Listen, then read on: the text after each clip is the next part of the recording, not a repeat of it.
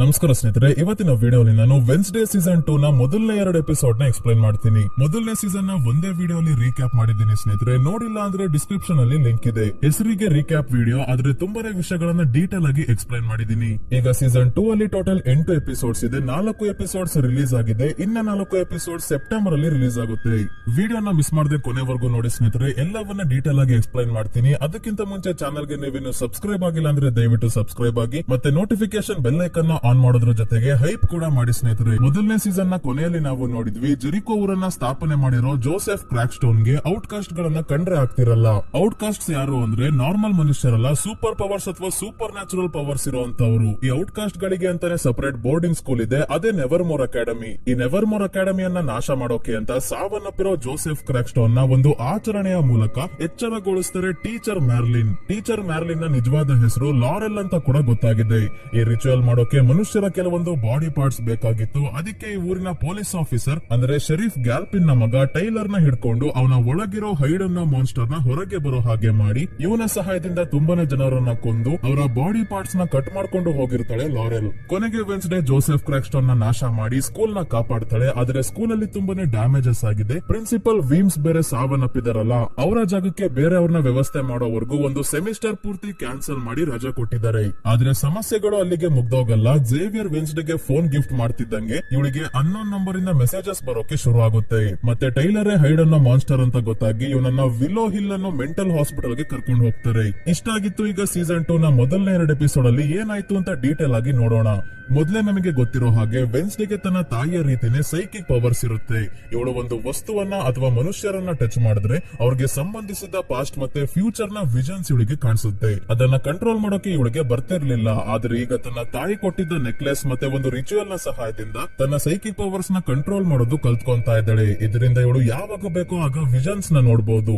ಈ ರಿಚುವಲ್ ಮಾಡಿದ್ರೆ ತನ್ನ ಪವರ್ಸ್ ನ ಕಂಟ್ರೋಲ್ ಮಾಡಬಹುದು ಅಂತ ಇವಳಿಗೆ ಹೇಗ್ ಗೊತ್ತಾಯ್ತು ಅಂದ್ರೆ ಇವಳ ಪೂರ್ವಜರಾದ ಗುಡಿ ಆಡಮ್ಸ್ ನ ಬುಕ್ ಇಂದ. ಮೊದಲನೇ ಸೀಸನ್ ಅಲ್ಲೇ ನೋಡಿದ್ವಿ ಸ್ನೇಹಿತರೆ, ಗುಡಿ ಆಡಮ್ಸ್ ಒಬ್ಳು ಮಾಟಗಾತಿ ಆಗಿದ್ಲು. 17ನೇ ಶತಮಾನದಲ್ಲಿ ಜೋಸೆಫ್ ಕ್ರಾಕ್ಸ್ಟೋನ್ ನ ಗುಡಿ ಆಡಮ್ಸ್ ಸಾಯಿಸಿರ್ತಾಳೆ. ಅವನು ಮತ್ತೆ ಈಗ ಜೀವಂತಗೊಂಡಾಗ ಗುಡಿ ಆಡಮ್ಸ್ ನ ಸಹಾಯದಿಂದನೇ ವೆನ್ಸ್ಡೇ ಜೋಸೆಫ್ ಕ್ರಾಕ್ಸ್ಟೋನ್ ನ ನಾಶ ಮಾಡೋದು. ಒಟ್ನಲ್ಲಿ ಗುಡಿ ಆಡಮ್ಸ್ ನ ಬುಕ್ ಅಲ್ಲಿ ತುಂಬಾನೇ ವಾಮಾಚಾರದ ಪ್ರಕ್ರಿಯೆಗಳ ಬಗ್ಗೆ ಬರ್ದಿದೆ.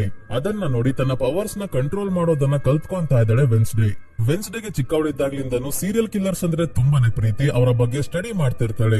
ಅದರಲ್ಲೂ ಹೆಣ್ಣು ಮಕ್ಕಳನ್ನ ಕೊಂದಿರೋ ಸ್ಕ್ಯಾಲ್ಪರ್ ಅನ್ನೋ ಸೀರಿಯಲ್ ಕಿಲ್ಲರ್ ಇವಳ ಫೇವರೇಟ್. ಅವನನ್ನ ಏನಾದ್ರೂ ಮಾಡಿ ಹಿಡಿಲೇಬೇಕು ಅಂತ ಈಗ ಡಿಸೈಡ್ ಮಾಡಿದ್ದಾಳೆ. ಈ ಸ್ಕ್ಯಾಲ್ಪರ್ ಅನ್ನೋ ಸೀರಿಯಲ್ ಕಿಲ್ಲರ್ ಎಲ್ಲಿದ್ದಾನೆ ಅಂತ ಪತ್ತೆ ಹಚ್ಚೋಕೆ ತನ್ನ ಸೈಕಿಕ್ ಪವರ್ಸ್ ಇದೆಯಲ್ಲ, ಅದಕ್ಕೆ ಮೊದಲು ಥಿಂಗ್ ನ ಪೊಲೀಸ್ ಸ್ಟೇಷನ್ ಗೆ ಕಳಿಸಿ ಈ ಸೀರಿಯಲ್ ಕಿಲ್ಲರ್ ನ ವಿಕ್ಟಿಮ್ ಗೆ ಸಂಬಂಧಿಸಿದ ಯಾವ್ದಾದ್ರು ವಸ್ತುವನ್ನ ತಗೊಂಡ್ ಬರೋಕೆ ಹೇಳಿದ್ದಾಳೆ. ಥಿಂಗ್ ಹೋಗಿ ಒಂದು ಬಾಲ್ ನ ಎತ್ಕೊಂಡ್ ಬಂದಾಗ ಇದನ್ನ ಟಚ್ ಮಾಡ್ತಿದ್ದಂಗೆ ಈ ಬಾಲ್ ಹಿಡ್ಕೊಂಡಿದ್ದ ಹುಡುಗಿಯನ್ನ ಹೇಗೆ ಸ್ಕ್ಯಾಲ್ಪರ್ ಕಿಡ್ನಾಪ್ ಮಾಡಿ ಕ್ಯಾನ್ಸಸ್ ಸಿಟಿಯಲ್ಲಿ ಇರೋ ತನ್ನ ಮನೆಗೆ ಕರ್ಕೊಂಡು ಹೋದ ಅನ್ನೋದು ವಿಷನ್ ಅಲ್ಲಿ ಕಾಣುತ್ತೆ ವೆನ್ಸ್ಡೇಗೆ. ಮೊದಲು ವಿಷನ್ಸ್ ಯಾವಾಗ ಬೇಕಾದ್ರೂ ಬರ್ತಿತ್ತು, ಬೇಕಾದಾಗ ಬರ್ತಿರ್ಲಿಲ್ಲ. ಈಗ ಇವಳಿಗೆ ಬೇಕಾದಾಗ ವಿಷನ್ ಕಾಣಿಸೋ ಹಾಗೆ ಮಾಡ್ಕೊಂಡಿದ್ದಾಳೆ. ಸ್ಕ್ಯಾಲ್ಪರ್ ನ ಹಿಡಿಯೋಕೆ ತಕ್ಷಣ ಇವಳು ಏರ್ಪೋರ್ಟ್ ಗೆ ಬಂದ್ರೆ ಇಲ್ಲಿ ಸೆಕ್ಯೂರಿಟಿ ಅವರು ಮೊದಲು ಇವಳನ್ನೇ ಹಿಡಿತಾರೆ. ಯಾಕಂದ್ರೆ ಬಾಡಿ ತುಂಬಾ ಇರೋ ವೆಪನ್ಸ್ ಎಲ್ಲ ಇಟ್ಕೊಂಡ್ ಬಂದಿದ್ದಾಳೆ. ಬ್ಯಾಗ್ ಅಲ್ಲಿ ಇದ್ದ ಥಿಂಗ್ ನ ಕೂಡ ಇವರು ನೋಡಿದಾಗ ಅದು ನಕಲಿ ಪ್ರಾಸ್ಥೆಟಿಕ್ ಕೈ ಅಂತ ಸುಳ್ಳು ಹೇಳಿ ಎಸ್ಕೇಪ್ ಆಗ್ತಾಳೆ. ಸ್ಕ್ಯಾಲ್ಪರ್ ನ ಮನೆ ಹತ್ರ ಬಂದಾಗ ಸ್ಕ್ಯಾಲ್ಪರ್ ತನ್ನ ವ್ಯಾನ್ ಹತ್ರನೇ ಇರೋದು ನೋಡಿ ಇವನಿಗೆ ಕರೆಂಟ್ ಶಾಕ್ ಕೊಟ್ಟು ಪ್ರಜ್ಞೆ ತಪ್ಸೋಕೆ ನೋಡ್ತಾಳೆ. ಆದ್ರೆ ಇವನು ಇವಳ ಕೈಯನ್ನ ಹಿಡ್ಕೊಂತಿದ್ದಂಗೆ ಇವನ ಮನೆಯ ಬೇಸ್ಮೆಂಟ್ ಅಲ್ಲಿ ಇರೋ ಗೊಂಬೆಗಳ ವಿಷನ್ ಕಾಣಿಸುತ್ತೆ. ಅಷ್ಟೇ ಅಲ್ಲ, ಕಪ್ಪು ಬಣ್ಣದ ಕಣ್ಣೀರು ಬರೋಕೆ ಶುರುವಾಗಿ ಪ್ರಜ್ಞೆ ತಪ್ತಾಳೆ. ಸ್ಕ್ಯಾಲ್ಪರ್ ಮೊದಲನೇ ಬಾರಿ ಒಬ್ಳು ಹುಡುಗಿ ನನ್ನ ಹತ್ರನೇ ಸಾಯೋಕೆ ಬಂದಿದ್ದಾಳೆ ಅಂತ ಬೇಸ್ಮೆಂಟ್ ಗೆ ಕರ್ಕೊಂಡ್ ಬಂದು ಇವಳನ್ನ ಕಟ್ ಹಾಕಿದ್ದಾನೆ. ಇವನು ಹುಡುಗಿಯರನ್ನ ಸಾಯಿಸಿ ಅವರ ನೆನಪಲ್ಲಿ ಒಂದು ಗೊಂಬೆಯನ್ನ ಮಾಡಿ ಇಟ್ಕೊಂತಾನೆ. ಅದಕ್ಕೆ ಇಲ್ಲಿ ಇಷ್ಟೊಂದು ಗೊಂಬೆಗಳಿರೋದು. ಈ ಗೊಂಬೆಗಳಿಗೆ ಹಾಕಿರೋ ವಿಗ್ ಇವನು ಸಾಯಿಸಿರೋ ಹುಡುಗಿಯರ ಕೂದಲಿಂದಾನೇ ಮಾಡಿರೋದು ಸ್ನೇಹಿತರೆ. ಈಗ ಸಡನ್ ಆಗಿ ಒಂದು ಗೊಂಬೆ ಇವನ ಕಡೆ ತಿರುಗಿ ಕಣ್ಣು ಬಿಟ್ಟಾಗ ಇದೇನಪ್ಪ ಆನಬೆಲ್ ಡಾಲ್ ಇಲ್ಲಿಗೆ ಬಂತ ಅಂತ ಅನ್ಕೊಳ್ಳೋ ಅಷ್ಟ್ರಲ್ಲೇ ಥಿಂಗ್ ಗೊಂಬೆ ಒಳಗಿಂದ ಸ್ಕ್ಯಾಲ್ಪರ್ ಮೇಲೆ ಹಾರಿ ಇವನಿಗೆ ಚೆನ್ನಾಗಿ ಹೊಡೆಯುತ್ತೆ. ವೆನ್ಸ್ಡೇನೇನು ಒಳ್ಳೆ ಎಸ್ಕೇಪ್ ಆರ್ಟಿಸ್ಟ್ ಅಲ್ವಾ, ಹಾಗಾಗಿ ಕೈಗೆ ಕಟ್ಟಿರೋ ಹಗ್ಗವನ್ನ ಬಿಚ್ಕೊಂಡು ಚಾಕು ತಗೊಂಡು ಸ್ಕ್ಯಾಲ್ಪರ್ ಬಳಿ ಹೋಗ್ತಾಳೆ. ಪುಣ್ಯಕ್ಕೆ ಇವನನ್ನ ಸಾಯಿಸಲ್ಲ, ಪೊಲೀಸ್ ಅವ್ರಿಗೆ ಹಿಡಿದುಕೊಡ್ತಾಳೆ. ನಂತರ ಹಾಲಿಡೇಸ್ ಮುಗಿತು. ಮತ್ತೆ ನೆವರ್ ಮೋರ್ ಅಕಾಡೆಮಿಗೆ ಹೊರಟಾಗ ಇವಳ ತಂದೆ ತಾಯಿ ಗೋಮೆಸ್ ಮತ್ತೆ ಮಾರ್ಟೇಶಿಯಾ ಕೂಡ ಹೊರಟಿದ್ದಾರೆ. ಯಾಕಂದ್ರೆ ವೆನ್ಸ್ಡೇಯ ತಮ್ಮ ಪಕ್ಸ್ಲಿ ಕೂಡ ನೆವರ್ ಮೋರ್ ಅಕಾಡೆಮಿಗೆ ಜಾಯ್ನ್ ಆಗ್ತಾ ಇದ್ದಾನೆ. ಹಿಂದಿನ ಸೀಸನ್ ಅಲ್ಲಿ ಇವನ ಪವರ್ಸ್ ಏನು ಅಂತ ಗೊತ್ತಿರಲಿಲ್ಲ. ಈಗ ಸೇಮ್ ಅಂಕಲ್ ಫೆಸ್ಟರ್ ನ ತರ ಇವನಿಗೂ ಕೂಡ ಎಲೆಕ್ಟ್ರೋಕೈನೆಸಿಸ್ ಪವರ್ಸ್ ಇದೆ. ಅಂದ್ರೆ ಇವನಿಗೆ ಎಲೆಕ್ಟ್ರಿಕ್ ಶಾಕ್ ಕೊಡೋ ಪವರ್ಸ್ ಇದೆ, ದೇಹದಿಂದನೇ ಕರೆಂಟ್ ಜನರೇಟ್ ಆಗುತ್ತೆ. ಆದ್ರೆ ಒಂದು ಡೌಟ್ ಏನಂದ್ರೆ ಇವನ ತಂದೆ ಗೋಮೆಸ್ ಗೆ ಇಲ್ದಿರೋ ಪವರ್ ಪಕ್ಸ್ಲಿಗೆ ಹೇಗ್ ಬಂತು ಅಂತ. ಅಲ್ಲ, ಅಂಕಲ್ ಫೆಸ್ಟರ್ ಗೋಮೆಸ್ ಅವರ ತಮ್ಮ, ಗೋಮೆಸ್ ಅವರ ತಮ್ಮನ್ ಪವರ್ಸ್ ಪಕ್ಸ್ಲಿಗೆ ಹೇಗ್ ಬಂದಿದೆ ಅಂದ್ರೆ ಮಾರ್ಟಿಶಿಯಾ ಮತ್ತೆ ಅಂಕಲ್ ಫೆಸ್ಟರ್ ಬೇಡ ಬಿಡಿ ಸ್ನೇಹಿತರೆ, ಮಾರ್ಟಿಶಿಯಾ ಮತ್ತೆ ಗೋಮೆಸ್ ಚೆನ್ನಾಗಿದ್ದಾರೆ, ನಾವ್ಯಾಕೆ ಇವರಿಬ್ರು ಮಧ್ಯ ಹುಳಿ ಹಿಂಡೋದು. ಒಟ್ನಲ್ಲಿ ಗೋಮೆಸ್ ಅವರ ಸೂಪರ್ ಪವರ್ಸ್ ಏನು ಅಂತ ಇನ್ನೂ ಗೊತ್ತಾಗ್ತಿಲ್ಲ. ನೆವರ್ ಮೋರ್ ಅಕಾಡೆಮಿಯಲ್ಲಿ ಇವರು ಕೂಡ ಇದ್ರು ಅಂದ್ರೆ ಖಂಡಿತ ಯಾವ್ದೋ ಸೂಪರ್ ಪವರ್ ಇದೆ, ಏನು ಅಂತ ಮುಂದೇನಾದ್ರೂ ಗೊತ್ತಾಗುತ್ತಾ ನೋಡ್ಬೇಕು. ನಂತರ ವೆನ್ಸ್ಡೇ ಮತ್ತೆ ಅವಳ ಫ್ಯಾಮಿಲಿ ನೆವರ್ ಮೋರ್ ಅಕಾಡೆಮಿಗೆ ಬಂದಾಗ ಗೊತ್ತಾಯ್ತು ವೆನ್ಸ್ಡೇ ಜೋಸೆಫ್ ಕ್ರಾಕ್ಸ್ಟೋನ್ ನ ನಾಶ ಮಾಡಿ ಸ್ಕೂಲ್ ನ ಕಾಪಾಡಿರೋದ್ರಿಂದ ಫುಲ್ ಫೇಮಸ್ ಆಗಿದ್ದಾಳೆ. ಎಲ್ಲರೂ ಫೋಟೋ ಆಟೋಗ್ರಾಫ್ ಕೇಳ್ಕೊಂಡು ಬರ್ತಾ ಇದ್ದಾರೆ. ಮೊದಲೇ ಇದೆಲ್ಲ ವೆನ್ಸ್ಡೇಗೆ ಇಷ್ಟ ಆಗಲ್ಲ, ಒಂಟಿಯಾಗಿರೋದು ಅಂದ್ರೆ ಇಷ್ಟ. ಆದ್ರೆ ಏನ್ ಮಾಡೋಕ್ಕಾಗುತ್ತೆ, ಸೆಲೆಬ್ರಿಟಿ ಆದ್ಮೇಲೆ ಇದೆಲ್ಲ ಮಾಮೂಲಿ. ಹೊಸ ಪ್ರಿನ್ಸಿಪಲ್ ಕೂಡ ಈಗ ಬಂದಿದ್ದಾರೆ, ಬ್ಯಾರಿ ಅಂತ. ಇವ್ರಿಗೆ ಬೆಂಕಿಯನ್ನ ಕಂಟ್ರೋಲ್ ಮಾಡೋ ಶಕ್ತಿ ಇದೆ. ಇವರು ವೆನ್ಸ್ಡೇಗೆ ಹೇಳ್ತಾರೆ, ನಾಳೆ ರಾತ್ರಿ ಫೌಂಡರ್ಸ್ ಫೈರ್ ಅನ್ನೋ ಸಮಾರಂಭ ಇದೆ, ಅದು ನೆವರ್ ಮೋರ್ ಅಕಾಡೆಮಿಯ ಹಳೆ ಸಂಪ್ರದಾಯ. ಈ ಸಮಾರಂಭಕ್ಕೆ ನೀನು ಬಂದು ಸ್ಟೇಜ್ ಮೇಲೆ ಒಂದೆರಡು ಮಾತಾಡ್ಬೇಕು ಅಂತ ಹೇಳಿ ಹೋಗ್ತಾರೆ. ಈ ಫೌಂಡರ್ಸ್ ಫೈರ್ ಏನಿಲ್ಲ ಸ್ನೇಹಿತರೆ, ಸ್ಕೂಲ್ ಅವರೆಲ್ಲ ಸೇರ್ಕೊಂಡು ಒಂದು ದೊಡ್ಡ ಬಾನ್ ಫೈರ್ ಮಾಡ್ತಾರೆ ಅಷ್ಟೇ. ನಂತರ ವೆನ್ಸ್ಡೇ ತನ್ನ ರೂಮ್ ಗೆ ಬಂದಾಗ ಇದು ರೂಮ್ ಅಲ್ಲ, ಛತ್ರ ಆಗೋಗಿದೆ. ಈ ನಿಡ್ ತನ್ನ ವೇರ್ ವುಲ್ಫ್ ಫ್ರೆಂಡ್ಸ್ ನೆಲ್ಲ ಇಲ್ಲಿಗೆ ಕರ್ಕೊಂಡ್ ಬಂದಿದ್ದಾಳೆ. ಇವರು ವೇರ್ ವುಲ್ಫ್ ತರ ಅಲ್ಲ, ಕೋತಿಗಳ ತರ ರೂಮ್ ತುಂಬಾ ಹಾರಾಡ್ತಾ ಇದ್ದಾರೆ. ವೆನ್ಸ್ಡೇಗೆ ಈ ರೀತಿ ಆಡೋದೆಲ್ಲ ಇಷ್ಟ ಆಗಲ್ಲ ಅಂತ ಈ ನಿಡ್ ಇವರೆಲ್ಲರನ್ನ ಹೊರಗೆ ಕಳಿಸ್ತಾಳೆ. ಮತ್ತೆ ಏಜಾಕ್ಸ್ ನ ಬಿಟ್ಟು ಈಗ ಬ್ರೂನೋ ಅನ್ನೋ ಹುಡುಗನ ಜೊತೆ ಇದ್ದಾಳೆ ಈ ನೀಡ್ ವೆನ್ಸ್ಡೇಗೆ ಒಂದು ಟಿ ಶರ್ಟ್ ಗಿಫ್ಟ್ ಕೊಡ್ತಾಳೆ. ವೆನ್ಸ್ಡೇ ಈ ನಿಡ್ಗೆ ಒಂದು ಗೊಂಬೆ ಗಿಫ್ಟ್ ಕೊಡ್ತಾಳೆ. ಅದೇ ಸ್ಕ್ಯಾಲ್ಪರ್ ನ ಮನೆಯ ಬೇಸ್ಮೆಂಟ್ ಇಂದ ಎತ್ಕೊಂಡ್ ಬಂದಿರೋ ಗೊಂಬೆ. ವೆನ್ಸ್ಡೇ ತನ್ನ ಬಟ್ಟೆಗಳನ್ನ ಇಡೋಕೆ ಡ್ರೆಸ್ಸಿಂಗ್ ರೂಮ್ ನ ಡೋರ್ ಓಪನ್ ಮಾಡಿದಾಗ ಒಳಗಿಂದ ಒಂದು ಕ್ರಾಸ್ ಬೋ ಇಂದ ಬಾಣ ಶೂಟ್ ಆಗುತ್ತೆ.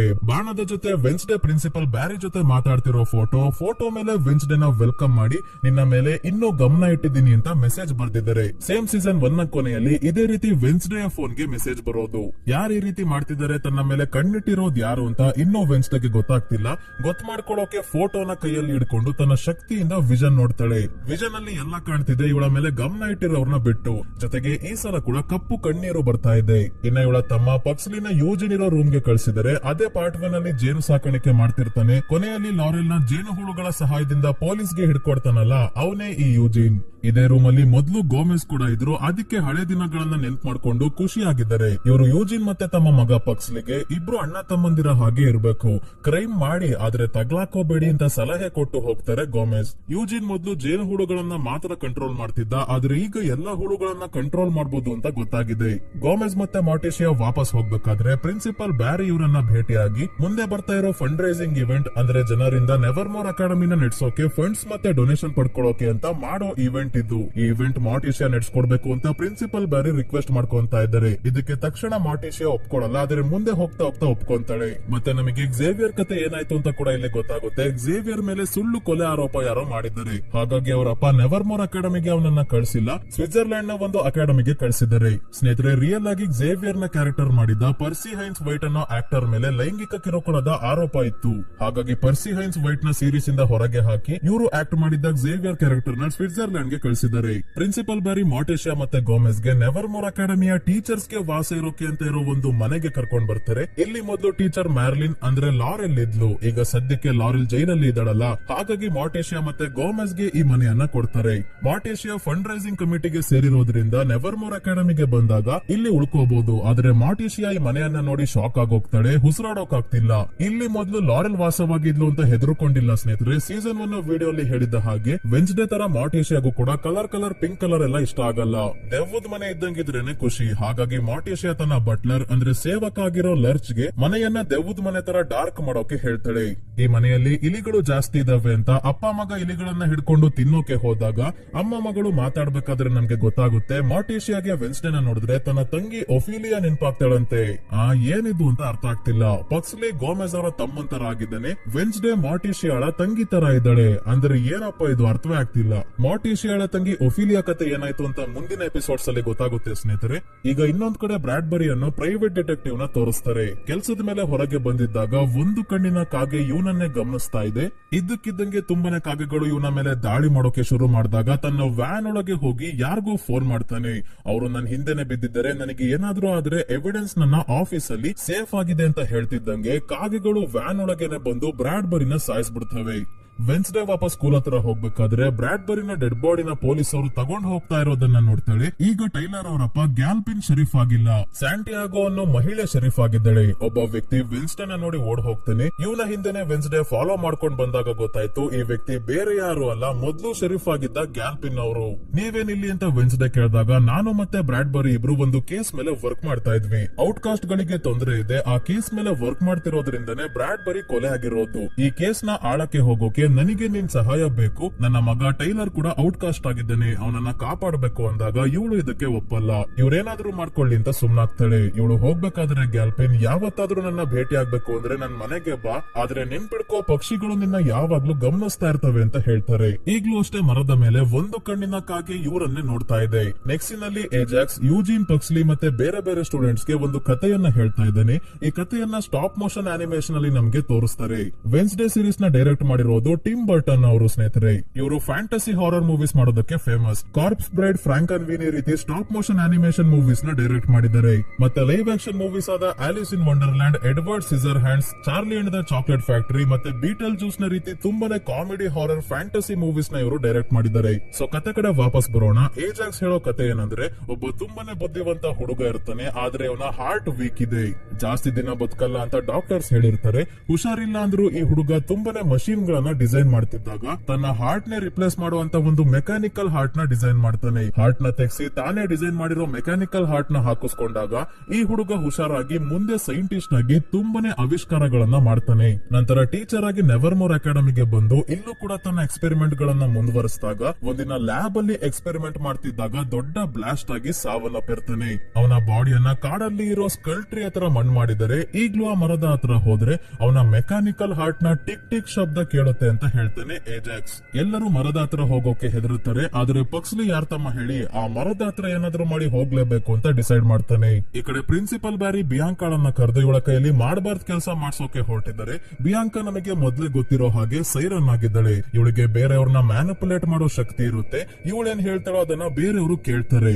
ಹಾಗಾಗಿ ಇವಳ ಶಕ್ತಿಯನ್ನ ಫಂಡ್ ರೈಸಿಂಗ್ ಇವೆಂಟ್ ಅಲ್ಲಿ ಬಳಸಿ ಆ ಇವೆಂಟ್ ಗೆ ಬಂದಿರೋರು ಜಾಸ್ತಿ ಹಣವನ್ನ ಡೊನೇಷನ್ಸ್ ನ ಕೊಡೋ ಹಾಗೆ ಮಾಡೋಕೆ ಹೇಳ್ತಿದ್ದಾರೆ. ಇದಕ್ಕೆ ಬಿಯಾಂಕಾ ಒಪ್ಪದೇ ಇದ್ದಾಗ ಇವಳು ಸ್ಕಾಲರ್ಶಿಪ್ ಸ್ಟೂಡೆಂಟ್ ಆಗಿದ್ದಾಳೆ. ಇವಳ ರೀತಿ ತುಂಬಾನೇ ಸ್ಟೂಡೆಂಟ್ ಸ್ಕಾಲರ್ಶಿಪ್ ಮೇಲೆ ಬಂದಿದ್ದಾರೆ. ಜಾಸ್ತಿ ಫಂಡ್ ರೈಸ್ ಮಾಡೋಕೆ ಆಗ್ಲಿಲ್ಲ ಅಂದ್ರೆ ಸ್ಕಾಲರ್ಶಿಪ್ ಸ್ಟೂಡೆಂಟ್ಸ್ ನ ಇಲ್ಲಿಂದ ಕಳಿಸಬೇಕಾಗುತ್ತೆ ಅಂತ ಬ್ಲಾಕ್ ಮೇಲ್ ಮಾಡಿದಾಗ ಈ ಕೆಟ್ಟ ಕೆಲಸ ಮಾಡೋಕೆ ಬಿಯಾಂಕಾ ಒಪ್ಕೊಳ್ಳೇಬೇಕಾಗುತ್ತೆ. ಇದಾದ್ಮೇಲೆ ವೆನ್ಸ್ಡೇ ಮ್ಯೂಸಿಕ್ ನುಡಿಸಬೇಕಾದ್ರೆ ತುಂಬಾನೇ ವಿಷಯಗಳನ್ನ ತೋರಿಸ್ತಾರೆ. ಮೊದಲನೇದಾಗಿ ಈನಿಡ್ ಮತ್ತೆ ಇವಳ ವೇರ್ ವುಲ್ಫ್ ಗ್ಯಾಂಗ್ ಅವರು ತಿಂಗೆ ಅಂತ ಸಣ್ಣ ಮನೆ ಕಟ್ಕೊಟ್ಟಿದ್ದಾರೆ. ಮಾರ್ಟಿಶಿಯಾ ತನ್ನ ತಂಗಿ ಒಫಿಲಿಯಾಳ ಡೈರಿ ನೋಡಿದಾಗ ಸೇಮ್ ವೆನ್ಸ್ಡೇ ತರ ಒಫಿಲಿಯಾಗೂ ಕೂಡ ಕಪ್ಪು ಕಣ್ಣೀರು ಬರ್ತಾ ಇತ್ತು ಅಂತ ಗೊತ್ತಾಗುತ್ತೆ. ಒಬ್ಳು ಹುಡುಗಿ ಯಾರು ಅಂತ ಮುಖ ಕಾಣ್ತಿಲ್ಲ, ಇವಳೇ ವೆನ್ಸ್ಡೇಗೆ ಆ ರೀತಿ ಮೆಸೇಜಸ್ ಮತ್ತೆ ಫೋಟೋಸ್ ಎಲ್ಲ ಕಳಿಸ್ತಾ ಇದ್ದಿದ್ದು. ಈಗ್ಲೂ ನೋಡಬಹುದು ನೋಟಿಸ್ ಬೋರ್ಡ್ ಮೇಲೆ ಒಂದು ಮಾಸ್ಕ್ ಇದೆ ಮತ್ತೆ ವೆನ್ಸ್ಡೇ ಫೋಟೋ ಅಲ್ಲಿ ಇರೋ ಕಣ್ಣುಗಳನ್ನ ಕಟ್ ಮಾಡ್ತಿದ್ದಾಳೆ. ಸೊ ವೆನ್ಸ್ಡೇ ಮ್ಯೂಸಿಕ್ ನುಡಿಸ್ತಾ ಇರೋದನ್ನ ಹೊಸ ಟೀಚರ್ ನೋಡ್ತಾರೆ. ಇವರ ಹೆಸರು ಕೆಪ್ರಿ ಅಂತ. ಕೆಪ್ರಿನ ಹೆಸರು ಸ್ವಲ್ಪ ವಿಚಿತ್ರವಾಗಿದೆ, ಅಡ್ಜಸ್ಟ್ ಮಾಡ್ಕೊಳ್ಳಿ ಸ್ನೇಹಿತರೆ. ಮುಂದಿನ ದಿನ ಇವತ್ತು ರಾತ್ರಿ ಫೌಂಡರ್ಸ್ ಫೈರ್ ಇದೆ ಅಂತ ಎಲ್ಲರೂ ಸೇರ್ಕೊಂಡು ಬಾನ್ ಫೈರ್ ಗೆ ಕಡ್ಡಿಗಳನ್ನ ಹೊಂಚ್ತಾ ಇದ್ದಾರೆ. ಟೆಲಿಕೈನಸಿಸ್ ಪವರ್ ಅಂದ್ರೆ ವಸ್ತುಗಳನ್ನ ಟಚ್ ಮಾಡದೆ ತಮ್ಮ ಮೈಂಡ್ ಇಂದಾನೆ ಮೂವ್ ಮಾಡುವಂತ ಪವರ್ಸ್ ಇರೋ ಮಕ್ಕಳೆಲ್ಲ ಬಾನ್ ಫೈರ್ ಗೆ ದೊಡ್ಡದಾಗಿ ಒಂದು ಪಕ್ಷಿಯ ರೀತಿ ಕಡ್ಡಿಗಳನ್ನ ಜೋಡಿಸ್ತಾ ಇದ್ದಾರೆ. ವೆನ್ಸ್ಡೇಗೆ ಝೇವಿಯರ್ ಲೆಟರ್ ಮತ್ತೆ ತಾನೇ ಮಾಡಿರೋ ಪೇಂಟಿಂಗ್ ನ ಕಳಿಸಿದಾನೆ. ಯಾಕಂದ್ರೆ ಎಷ್ಟೋ ಸಲ ಫೋನ್ ಮೆಸೇಜ್ ಮಾಡಿದ್ರು ವೆನ್ಸ್ಡೇ ರಿಪ್ಲೈ ಮಾಡಿಲ್ಲ. ಯಾಕೆ ರಿಪ್ಲೈ ಮಾಡಿಲ್ಲ ಅಂದ್ರೆ ಝೇವಿಯರ್ ಕೊಟ್ಟಿದ್ದ ಫೋನ್ ನ ಬಿಸಿ ನೀರಲ್ಲಿ ಹಾಕಿ ಬೇಯಿಸಿರ್ತಾಳೆ. ಝೇವಿಯರ್ ಒಂದು ಕಣ್ಣಿನ ಕಾಗೆಯನ್ನ ಪೇಂಟ್ ಮಾಡಿದಾನೆ. ಕಾಗೆ ಬಿಳಿ ಗುಲಾಬಿಯನ್ನ ಬಾಯಲ್ಲಿ ಇಟ್ಕೊಂಡು ಯಾರ್ದು ಸಮಾಧಿ ಮೇಲೆ ಕೂತಿದೆ. ಇದು ಸಡನ್ ಆಗಿ ನನ್ನ ಮೈಂಡ್ ಗೆ ಬಂತು, ಯಾಕೆ ಬಂತು ಗೊತ್ತಿಲ್ಲ, ಅದಕ್ಕೆ ಡ್ರಾಯಿಂಗ್ ಮಾಡಿ ಕಳಿಸಿದೀನಿ ಅಂತ ಝೇವಿಯರ್ ಲೆಟರ್ ಅಲ್ಲಿ ಬರ್ದಿದ್ದಾನೆ. ವೆನ್ಸ್ಡೇ ರೀತಿನೇ ಝೇವಿಯರ್ಗೂ ಕೂಡ ಭವಿಷ್ಯದಲ್ಲಿ ನಡೆಯೋ ಕೆಲವು ಘಟನೆಗಳ ಬಗ್ಗೆ ಗೊತ್ತಾಗ್ತಿತ್ತು. ಇದೇನ್ ಕತೆ ಅಂತ ಇನ್ನು ಸ್ವಲ್ಪ ಹೊತ್ತಲ್ಲೇ ಗೊತ್ತಾಗುತ್ತೆ ಸ್ನೇಹಿತರೆ. ಸದ್ಯಕ್ಕೆ ವೆನ್ಸ್ಡೇಗೆ ಹೊಸ ತಲೆನೋವು ಶುರು ಆಗಿದೆ. ಯಾಕಂದ್ರೆ ಯಾರೋ ಇವಳ ಟೈಪ್ ರೈಟರ್ ಅಲ್ಲಿ ವೆನ್ಸ್ಡೇ 2 ವರ್ಷದಿಂದ ಬರ್ದಿರೋ ನಾವೆಲ್ ನ ಬಾನ್ ಫೈರ್ ಒಳಗೆ ಇಟ್ಟಿರೋ ಹಾಗೆ ಕ್ಲೂ ನ ಟೈಪ್ ಮಾಡಿ ಹೋಗಿದ್ದಾರೆ. ಹಿಂದೆನೆ ತಾನು ಟೈಪ್ ಮಾಡಿರೋ ನಾವೆಲ್ ಗಳ ಶೀಟ್ಸ್ ಇದೆಯಾ ಅಂತ ಚೆಕ್ ಮಾಡಿದ್ರೆ ಇಲ್ಲೆಲ್ಲೂ ನಾವೆಲ್ ಇಲ್ವೇ ಇಲ್ಲ. ವೆನ್ಸ್ಡೇಯ ಕಣ್ಣು ಕಿತ್ತಾಕಿರೋ ಫೋಟೋ ಇದೆ ಅಷ್ಟೇ. ಜೆರಾಕ್ಸ್ ಮಷಿನ್ ಇರೋ ಕಾಲದಲ್ಲೂ ನಾವೆಲ್ ನ ಒಂದೇ ಒಂದು ಕಾಪಿನ ಇವಳು ಇಟ್ಕೊಂಡಿದ್ದು. ಹಾಗಾಗಿ ತಕ್ಷಣ ಬಾನ್ ಫೈರ್ ಹತ್ರ ಓಡ್ತಾಳೆ. 2 ವರ್ಷ ಕಷ್ಟಪಟ್ಟಿದ್ದು ಬೆಂಕಿಯಲ್ಲಿ ಹೋಮ ಆಗ್ಬಿಡುತ್ತಲ್ಲ ಅಂತ. ವೆನ್ಸ್ಡೇ ಫೌಂಡರ್ಸ್ ಫೈರ್ ಹತ್ರ ಬಂದು ತಕ್ಷಣ ಇದರ ಒಳಗೆ ಹೋಗಿ ತನ್ನ ನಾವೆಲ್ ಎಲ್ಲಿದೆ ಅಂತ ಹುಡುಕ್ಬೇಕಾದ್ರೆ ಕೊನೆಗೂ ಆ ನಾವೆಲ್ ಸಿಗುತ್ತೆ. ಅದನ್ನ ಎತ್ಕೊಂಡು ವಾಪಸ್ ಬರೋಷ್ಟ್ರಲ್ಲಿ ಬಾನ್ ಫೈರ್ ಹಚ್ಚ ಬಿಡ್ತಾರೆ ಪ್ರಿನ್ಸಿಪಲ್ ಬ್ಯಾರಿ. ಮತ್ತೆ ಟೆಲಿಕೈನಸಿಸ್ ಪವರ್ಸ್ ಇರೋರು ಮೇಲೆ ಪಕ್ಷಿ ತರ ಕಡ್ಡಿಯಲ್ಲಿ ಮಾಡಿದ್ರಲ್ಲ ಅದು ಹಾರಾಡೋ ಹಾಗೆ ಮಾಡ್ತಾರೆ. ಇದೆಲ್ಲದರ ನಡುವೆ ಹೇಗೋ ಕೊನೆಗೂ ವೆನ್ಸ್ಡೇ ನಾವೆಲ್ ತಗೊಂಡು ಬಾನ್ ಫೈರ್ ಇಂದ ಹೊರಗೆ ಬರ್ತಾಳೆ. ಏನು ಪ್ರಾಬ್ಲಮ್ ಆಗಿಲ್ಲ, ನಾವೆಲ್ ಇಂದ ಸ್ವಲ್ಪ ಹೊಗೆ ಆಡ್ತಾ ಇದೆ ಅಷ್ಟೇ. ಪ್ರಿನ್ಸಿಪಲ್ ಬ್ಯಾರಿ ವೆನ್ಸ್ಡೇ ಮತ್ತೆ ಅವಳ ಫ್ರೆಂಡ್ಸ್ ನೆವರ್ ಮೋರ್ ಅಕಾಡೆಮಿನ ಕಾಪಾಡಿದ್ದಕ್ಕೆ ಅಂತ ಖುಷಿಗೆ ವೆನ್ಸ್ಡೇ ಮತ್ತೆ ಅವಳ ಫ್ರೆಂಡ್ಸ್ ಇರೋ ಪೋಸ್ಟರ್ ನ ಮಾಡಿಸ್ಕೊಂಡು ಬಂದಿದ್ದಾರೆ. ಈಗ ವೆನ್ಸ್ಡೇಗೆ ಒಂದೆರಡು ಮಾತಾಡಬೇಕು ಅಂತ ಸ್ಟೇಜ್ ಮೇಲೆ ಕರೆದಾಗ ಎಲ್ಲರಿಗೂ ಕ್ಯಾಕರ್ಸಿ ಮಕ್ಕುಗಿತಾಳೆ. ನನ್ ಪಾಡಿಗೆ ನನ್ನ ಬಿಟ್ಬಿಡಿ, ನೀವೆಲ್ಲ ಅನ್ಕೊಂಡಿರಂಗೆ ನಾನೇನ್ ಹೀರೋ ಅಲ್ಲ, ನಾನು ಸ್ವಾರ್ಥಿ. ನನ್ ಕೆಲಸ ಆಗ್ಬೇಕು ಅಂದ್ರೆ ಯಾರನ್ನ ಬೇಕಾದ್ರೂ ಬಳಸ್ಕೊಂತೀನಿ. ಈ ಪೋಸ್ಟರ್ ಗಿಸ್ಟರ್ ಎಲ್ಲ ಬೇಕಾ ಅಂತ ಇದಕ್ಕೆ ಬೆಂಕಿ ಹಚ್ಚಿ ಹೋಗ್ತಾಳೆ. ಇವಳ ಅಪ್ಪ ಅಮ್ಮ ಮತ್ತೆ ಬಿಯಾಂಕಾ ಹೀಗೆ ಆಗುತ್ತೆ ಅಂತ ಎಕ್ಸ್ಪೆಕ್ಟ್ ಮಾಡಿದ್ರು, ಆದ್ರೆ ಈ ನೀಡ್ ನಿಂದೇನ್ ಬೇಕಾದ್ರೂ ಸುಟ್ ಹಾಕೋ, ನಾವಿರೋ ಪೋಸ್ಟರ್ ನ ಯಾಕೆ ಸುಟ್ ಹಾಕ್ದೆ ಅಂತ ಬೈತಾ ಇದ್ದಾಳೆ. ಈ ನೀಡ್ ನ ಮಾತು ಕೇಳ್ದಂಗೆ ವೆನ್ಸ್ಡೇ ಹೋಗ್ಬೇಕಾದ್ರೆ ಇವಳನ್ನ ತಡೆಯೋಕೆ ಅಂತ ಈ ನೀಡ್ ಭುಜದ ಮೇಲೆ ಕೈ ಇಡ್ತಾಳೆ ಅಷ್ಟೇ. ಮತ್ತೆ ಇವಳ ಕಣ್ಣಲ್ಲಿ ಕಪ್ಪು ಕಣ್ಣೀರು ಬರೋದ್ರ ಜೊತೆಗೆ ಒಂದು ವಿಷನ್ ಕಾಣುತ್ತೆ. ಏನಂದ್ರೆ ಝೇವಿಯರ್ ನ ಪೇಂಟಿಂಗ್ ಅಲ್ಲಿ ನೋಡಿದ ಹಾಗೆ ಒಂದು ಕಣ್ಣಿನ ಕಾಗೆ ಸ್ಮಶಾನದಲ್ಲಿ ಒಂದು ಸಮಾಧಿ ಗಲ್ಲಿನ ಮೇಲೆ ಬಿಳಿ ಗುಲಾಬಿಯನ್ನ ಹಿಡ್ಕೊಂಡು ನಿಂತಿದೆ. ಈ ಸಮಾಧಿ ಬೇರೆ ಯಾರ್ದು ಅಲ್ಲ, ಈ ನಿಡ್ದು. ತಕ್ಷಣ ಈ ನಿಡ್ ಬಂದು ಇವಳ ಕತ್ತನ್ನ ಎಸ್ಕೋಕೆ ಶುರು ಮಾಡಿ ನಿನ್ ಕಡೆಯಿಂದಾನೆ ನಾನು ಸಾವನ್ನಪ್ಪಿದ್ದು ಅಂತ ಹೇಳ್ತಿರೋ ಹಾಗೆ ಕಾಣಿಸುತ್ತೆ. ವಿಷನ್ ಕಾಣಿಸಿದ್ಮೇಲೆ ವೆನ್ಸ್ಡೇಗೆ ಎಚ್ಚರ ಆಗ್ತಿಲ್ಲ, ವಿಚಿತ್ರವಾಗಿ ಆಡ್ತಾ ಇದ್ದಾಳೆ. ಈ ನಿಡ್ಗೆ ಏನ್ ಮಾಡ್ಬೇಕು ಅಂತ ಗೊತ್ತಾಗದೆ ಇದ್ದಾಗ ಮಾರ್ಟಿಷಿಯಾ ಲರ್ಚ್ ನ ಸಹಾಯದಿಂದ ವೆನ್ಸ್ಡೇನ ಕರ್ಕೊಂಡು ಹೋಗ್ತಾಳೆ. ಇಲ್ಲೆಲ್ಲೋ ಪಕ್ಸ್ಲಿ ಕಾಣ್ತಿಲ್ಲ, ಯಾಕಂದ್ರೆ ಸ್ಕಲ್ ಟ್ರೀ ಹತ್ರ ಆ ಸೈಂಟಿಸ್ಟ್ ನ ಡೆಡ್ ಬಾಡಿ ಹೊರಗೆ ತೆಗೆದು ನೋಡೋಕೆ ಬಂದಿದ್ದಾನೆ. ಮರದ ಹತ್ರ ನಿಂತಿದ್ದಾಗ ಒಂದು ಕಾಗೆ ಮರದ ಒಳಗಿಂದ ಸಡನ್ ಆಗಿ ಹಾರೋದಾಗ ಗಾಬರಿಯಾಗಿ ಇವನು ಕೆಳಗೆ ಬಿದ್ದು ನೆಲಕ್ಕೆನೆ ಕರೆಂಟ್ ಶಾಕ್ ಕೊಟ್ಬಿಡ್ತಾನೆ. ಇದರಿಂದ ಆ ಸೈಂಟಿಸ್ಟ್ ನ ಡೆಡ್ ಬಾಡಿ ಜಾಂಬಿಯಾಗಿ ಎಚ್ಚರಗೊಂಡು ಭೂಮಿಯಿಂದ ಹೊರಗೆ ಬಂತು. ಇದನ್ನ ನೋಡಿ ಹೆದರುಕೊಂಡಲೆ ತುಂಬಾನೇ ಖುಷಿ ಆಗಿದ್ದಾನೆ, ಹೇಗೋ ಸಾಕೊಳ್ಳೋಕೆ ಒಂದು ನಾಯಿ ಸಿಕ್ತು ಅಂತ. ಈ ಕಡೆ ವೆನ್ಸ್ಡೇಗೆ ಎಚ್ಚರಿಕೆ ಆಯ್ತು. ಏನ್ ಮುಚ್ಚಿಡ್ತಿದ್ಯಾ ಹೇಳು ಅಂತ ಮಾರ್ಟಿಷಿಯಾ ಕೇಳಿದ್ರು, ಇವಳು ಹೇಳಲ್ಲ. ಆ ಕಪ್ಪು ಕಣ್ಣೀರು ಯಾವಾಗ ಬರೋದು ಗೊತ್ತಾ, ನಿನ್ನ ಸೈಕಿಕ್ ಪವರ್ಸ್ ನ ಪದೇ ಪದೇ ಯೂಸ್ ಮಾಡಿದಾಗ. ಈ ಶಕ್ತಿ ನಿನಗೆ ಸಿಕ್ಕಿರೋ ಉಡುಗೊರೆ, ಅದಕ್ಕೆ ಗೌರವ ಕೊಡಬೇಕು. ಬೇಕಾಬಿಟ್ಟಿ ಉಪಯೋಗಿಸಿದ್ರೆ ಹೀಗೆ ಆಗೋದು. ಮೊದಲು ನೀನು ಗುಡಿ ಆಡಮ್ಸ್ ನ ಬುಕ್ ನನಗೆ ಕೊಡು, ಅದನ್ನ ಓದಿ ಇನ್ನೇನೇನ್ ಮಾಡ್ತೀವ ಅಂತ ಮಾರ್ಟಿಷಿಯಾ ಹೇಳಿದಾಗ ವೆನ್ಸ್ಡೇ ಆ ಬುಕ್ ನನಗೆ ಸೇರಿದ್ದು ಅಂತ ಹೇಳಿ ಇಲ್ಲಿಂದ ಹೊರಡ್ತಾಳೆ. ಲರ್ಚ್ ಇವಳನ್ನ ಸ್ಕೂಲ್ಗೆ ಕರ್ಕೊಂಡು ಹೋಗ್ಬೇಕಾದ್ರೆ ಮೊದಲು ಟೈಲರ್ ಅವರಪ್ಪ ಗ್ಯಾಲ್ಪಿನ್ ನ ಮನೆಗೆ ಬರ್ತಾಳೆ. ಏನ್ ಕೇಸ್ ಅಂತಿದ್ರಲ್ಲ ಕೇಳೋಣ ಅಂತ. ಆದ್ರೆ ಗ್ಯಾಲ್ಪಿನ್ ಆಗ್ಲೇ ಕಾಗೆಗಳು ಸಾಯಿಸಿ ಹೋಗಿದ್ದಾವೆ. ಇಲ್ಲ ಹೋಗಿಲ್ಲ, ಗ್ಯಾಲ್ಪಿನ್ ದೇಹದ ಒಳಗೇನೆ ಇದಾವೆ. ಈಗ 10 ಕಾಗೆಗಳು ಗ್ಯಾಲ್ಪಿನ್ ಬಾಯಿಂದ ಹೊರಗೆ ಬರ್ತವೆ. ಈ ಕಾಗೆಗಳಲ್ಲಿ ಒಂದು ಕಣ್ಣಿನ ಕಾಗೆ ಕೂಡ ಇದೆ. ವೆನ್ಸ್ಡೇ ಗ್ಯಾಲ್ಪಿನ್ ಟಚ್ ಮಾಡಿ ಏನಾದ್ರೂ ವಿಷನ್ ಕಾಣುತ್ತಾ ಅಂತ ನೋಡ್ತಾಳೆ, ಆದ್ರೆ ಏನು ವಿಷನ್ ಕಾಣ್ತಿಲ್ಲ. ಪೊಲೀಸರು ಮನೆ ಹತ್ರ ಬರ್ತಿರೋದು ಕಾಣುತ್ತೆ. ಅವರು ಮನೆ ಒಳಗೆ ಬಂದು ಡೆಡ್ ಬಾಡಿ ಹತ್ರ ವೆನ್ಸ್ಡೇ ಇರೋದನ್ನ ನೋಡಿ ಇವಳನ್ನ ಅರೆಸ್ಟ್ ಮಾಡ್ಕೊಂಡು ಹೋದ್ರು. ಹೊಸ ಶೆರೀಫ್ ಸ್ಯಾಂಟಿಯಾಗೋ ವೆನ್ಸ್ಡೇಗೆ ಗ್ಯಾಲ್ಪಿನ್ ಮನೆಯಲ್ಲಿ ಏನ್ ಮಾಡ್ತಿದ್ದೆ ಅಂತ ಕೇಳಿದಾಗ ಅವರು ಬರೋಕೆ ಹೇಳಿದ್ರು, ಅದಕ್ಕೆ ಹೋದೆ ಅಂತೇಳಿ ಬಿಟ್ರೆ ಬೇರೆ ಏನು ಹೇಳಲ್ಲ. ಗ್ಯಾಲ್ಪಿನ್ ಫೋನ್ ಎಲ್ಲಿದೆ ಅಂತ ಗೊತ್ತಿಲ್ಲ, ಯಾರೋ ಕುತ್ಕೊಂಡು ಹೋಗಿದ್ದಾರೆ. ಇದರ ಬಗ್ಗೆ ಕೂಡ ವೆನ್ಸ್ಡೇಗೆನೆ ಕೇಳ್ಬೇಕಾದ್ರೆ ಇಲ್ಲಿಗೆ ಅವರಪ್ಪ ಗೋಮೆಸ್ ಬರ್ತಾರೆ. ನನ್ನ ಮಗಳ ಹತ್ರ ಮಾತಾಡ್ಬೇಕು ಅಂದ್ರೆ ಕೋರ್ಟ್ ಆರ್ಡರ್ ತಗೊಂಡ್ ಬನ್ನಿ, ನಾನು ಇವಳ ಲಾಯರ್ ಅಂತ ತಮ್ಮ ಲಾಯರ್ ಕಾರ್ಡ್ ನ ಕೊಟ್ಟು ಇವಳನ್ನ ಕರ್ಕೊಂಡು ಹೋಗ್ತಾರೆ ಗೋಮೆಸ್ ಒಳ್ಳೆ ಬಿಸ್ನೆಸ್ ಮ್ಯಾನ್ ಅಷ್ಟೇ ಅಲ್ಲ, ಲಾಯರ್ ಕೂಡ ಆಗಿದ್ದಾರೆ. ಆದ್ರೆ ಲಾಯರ್ ಆಗಿ ಯಾವತ್ತೂ ಕೆಲಸ ಮಾಡಿಲ್ಲ, ಅದರ ಅವಶ್ಯಕತೆ ಕೂಡ ಇವ್ರಿಗೆ ಇಲ್ಲ. ತುಂಬಾನೇ ಹಣ ಮೊದ್ಲೇ ಇದೆಯಲ್ಲ. ಮುಂದಿನ ದಿನ ಪಕ್ಸ್ಲಿ ತನ್ನ ಸಾಕು ನಾಯಿ ಅಂದ್ರೆ ಜಾಂಬಿಯನ್ನ ಯೂಜಿನ್ ಜೇನು ಸಾಕಾಣಿಕೆ ಮಾಡೋ ಜಾಗದಲ್ಲಿ ಶೆಡ್ ಇದೆಯಲ್ಲ ಇದರ ಒಳಗೆ ಕಟ್ ಹಾಕಿದ್ದಾನೆ. ಈ ಜಾಂಬಿಗೆ ಸ್ಲರ್ಪ್ ಅಂತ ಹೆಸರಿಟ್ಟಿದ್ದಾನೆ. ಸ್ಲರ್ಪ್ ನ ಯೂಜಿನ್ ನೋಡಿ ನಮ್ಮನ್ನ ಏನಾದ್ರೂ ಇವನು ತಿಂದ್ರೆ ಕಷ್ಟ, ಎಲ್ಲರಿಗೂ ಇವನ ಬಗ್ಗೆ ಹೇಳ್ಬೇಕು ಅಂದ್ರು ಪಕ್ಸ್ಲಿ ಕೇಳಲ್ಲ. ಅದೇ ವೆನ್ಸ್ಡೇ ತನ್ನ ರೂಮ್ ಗೆ ಬಂದಾಗ ನೆಲ ಎಲ್ಲ ರಕ್ತ ಆಗಿದೆ. ಇಲ್ಲೇ ಹೊರಗೆ ಈ ನಿಡ್ ಬಿದ್ದಿದ್ದಾಳೆ. ಇವಳ ಕತ್ತನ್ನ ಕುಯ್ದು ಯಾರೋ ಸಾಯಿಸಿ ಹೋಗಿದ್ದಾರೆ ಅಂತ ವೆನ್ಸ್ಡೇ ಅನ್ಕೊಂತಾಳೆ ಅಷ್ಟೇ. ಈ ನಿಡ್ಗೆ ಏನೂ ಆಗಿಲ್ಲ, ಇವತ್ತು ಪ್ರಾಂಕ್ ಡೇ ಅಂತ ಪ್ರಾಂಕ್ ಮಾಡಿದ್ದಾಳೆ ಅಷ್ಟೇ. ಇದೊಂದ್ ಕಮ್ಮಿ ಇತ್ತು ಈ ಸ್ಕೂಲಲ್ಲಿ ಅಂತ ವೆನ್ಸ್ಡೇ ಅನ್ಕೋಬೇಕಾದ್ರೆ ಈ ನಿಡ್ ತನ್ನ ಬೆಡ್ ಮೇಲೆ ಇರೋ ಒಂದು ಡೂಪ್ಲಿಕೇಟ್ ಕಣ್ಣಿನ ಬಗ್ಗೆ ಹೇಳ್ತಾಳೆ. ಏನ್ ಕಣ್ಣು ಅಂತ ವೆನ್ಸ್ಡೇ ಬಂದು ನೋಡಿದಾಗ ಗೊತ್ತಾಯ್ತು ಇದು ರಿಯಲ್ ಕಣ್ಣು, ಯಾರು ಪ್ರಾಂಕ್ ಮಾಡ್ತಿರೋದಲ್ಲ, ಗ್ಯಾಲ್ಪಿನ್ ಕಣ್ಣಿದು ಅಂತ. ಮುಂದೆ ಇವಳು ಸಾಯ್ತಾಳೆ ಅನ್ನೋ ವಿಷಯ ಆಗ್ಲಿ, ಈ ಕಣ್ಣು ರಿಯಲ್ ಅನ್ನೋದಾಗ್ಲಿ ಯಾವುದೋ ಈ ನಿಡ್ಗೆ ಹೆದರ್ಕೊಂತಾಳೆ ಅಂತ ಹೇಳೋಕ್ ಹೋಗಲ್ಲ. ಏನಾದ್ರೂ ಮಾಡಿ ಈ ನಿಡ್ನ ಕಾಪಾಡ್ಲೇಬೇಕು ಅಂತ ಒಬ್ಳೆ ಇನ್ವೆಸ್ಟಿಗೇಷನ್ ಶುರು ಮಾಡಿದ್ದಾಳೆ. ಇದೇ ಸಮಯಕ್ಕೆ ಈ ನಿಡ್ನ ಫೋನ್ಗೆ ವೆನ್ಸ್ಡೇಗೆ ಫೋಟೋಸ್ ಮತ್ತೆ ಮೆಸೇಜಸ್ ಎಲ್ಲ ಬರ್ತಿದೆ. ಈ ನಂಬರ್ಗೆ ಕಾಲ್ ಮಾಡಿದಾಗ ಗೊತ್ತಾಯ್ತು ಗ್ಯಾಲ್ಪಿನ್ ಅವರ ಫೋನ್ ಕಾಣೆ ಆಗಿದೆ ಅಂತ ಶೆರೀಫ್ ಸ್ಯಾಂಟಿಯಾಗೋ ಹೇಳ್ತಿದ್ರಲ್ಲ, ಆ ಫೋನ್ ಇಂದಾನೆ ಇವಳಿಗೆ ಮೆಸೇಜ್ ಮಾಡ್ತಿರೋದು.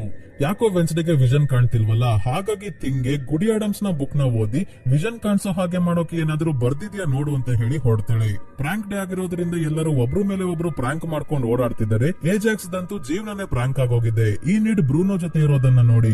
ಇಲ್ಲೇ ಹೊಸ ಕ್ಯಾರೆಕ್ಟರ್ ಪ್ರೊಫೆಸರ್ ಆರ್ಲಾಫ್ ನ ಕೂಡ ನೋಡ್ತೀವಿ. ಇವ್ರದ್ದು ತಲೆ ಬಿಟ್ರೆ ಬೇರೆ ಬಾಡಿ ಪಾರ್ಟ್ಸ್ ಎಲ್ಲ ಮಿಸ್ಸಿಂಗ್. ತಲೆನೋ ಒಂದು ಲಿಕ್ವಿಡ್ ಒಳಗೆ ಇದೆ, ಆದ್ರೂ ಜೀವಂತವಾಗಿ ಹೇಗಿದ್ದಾರೆ ಗೊತ್ತಿಲ್ಲ.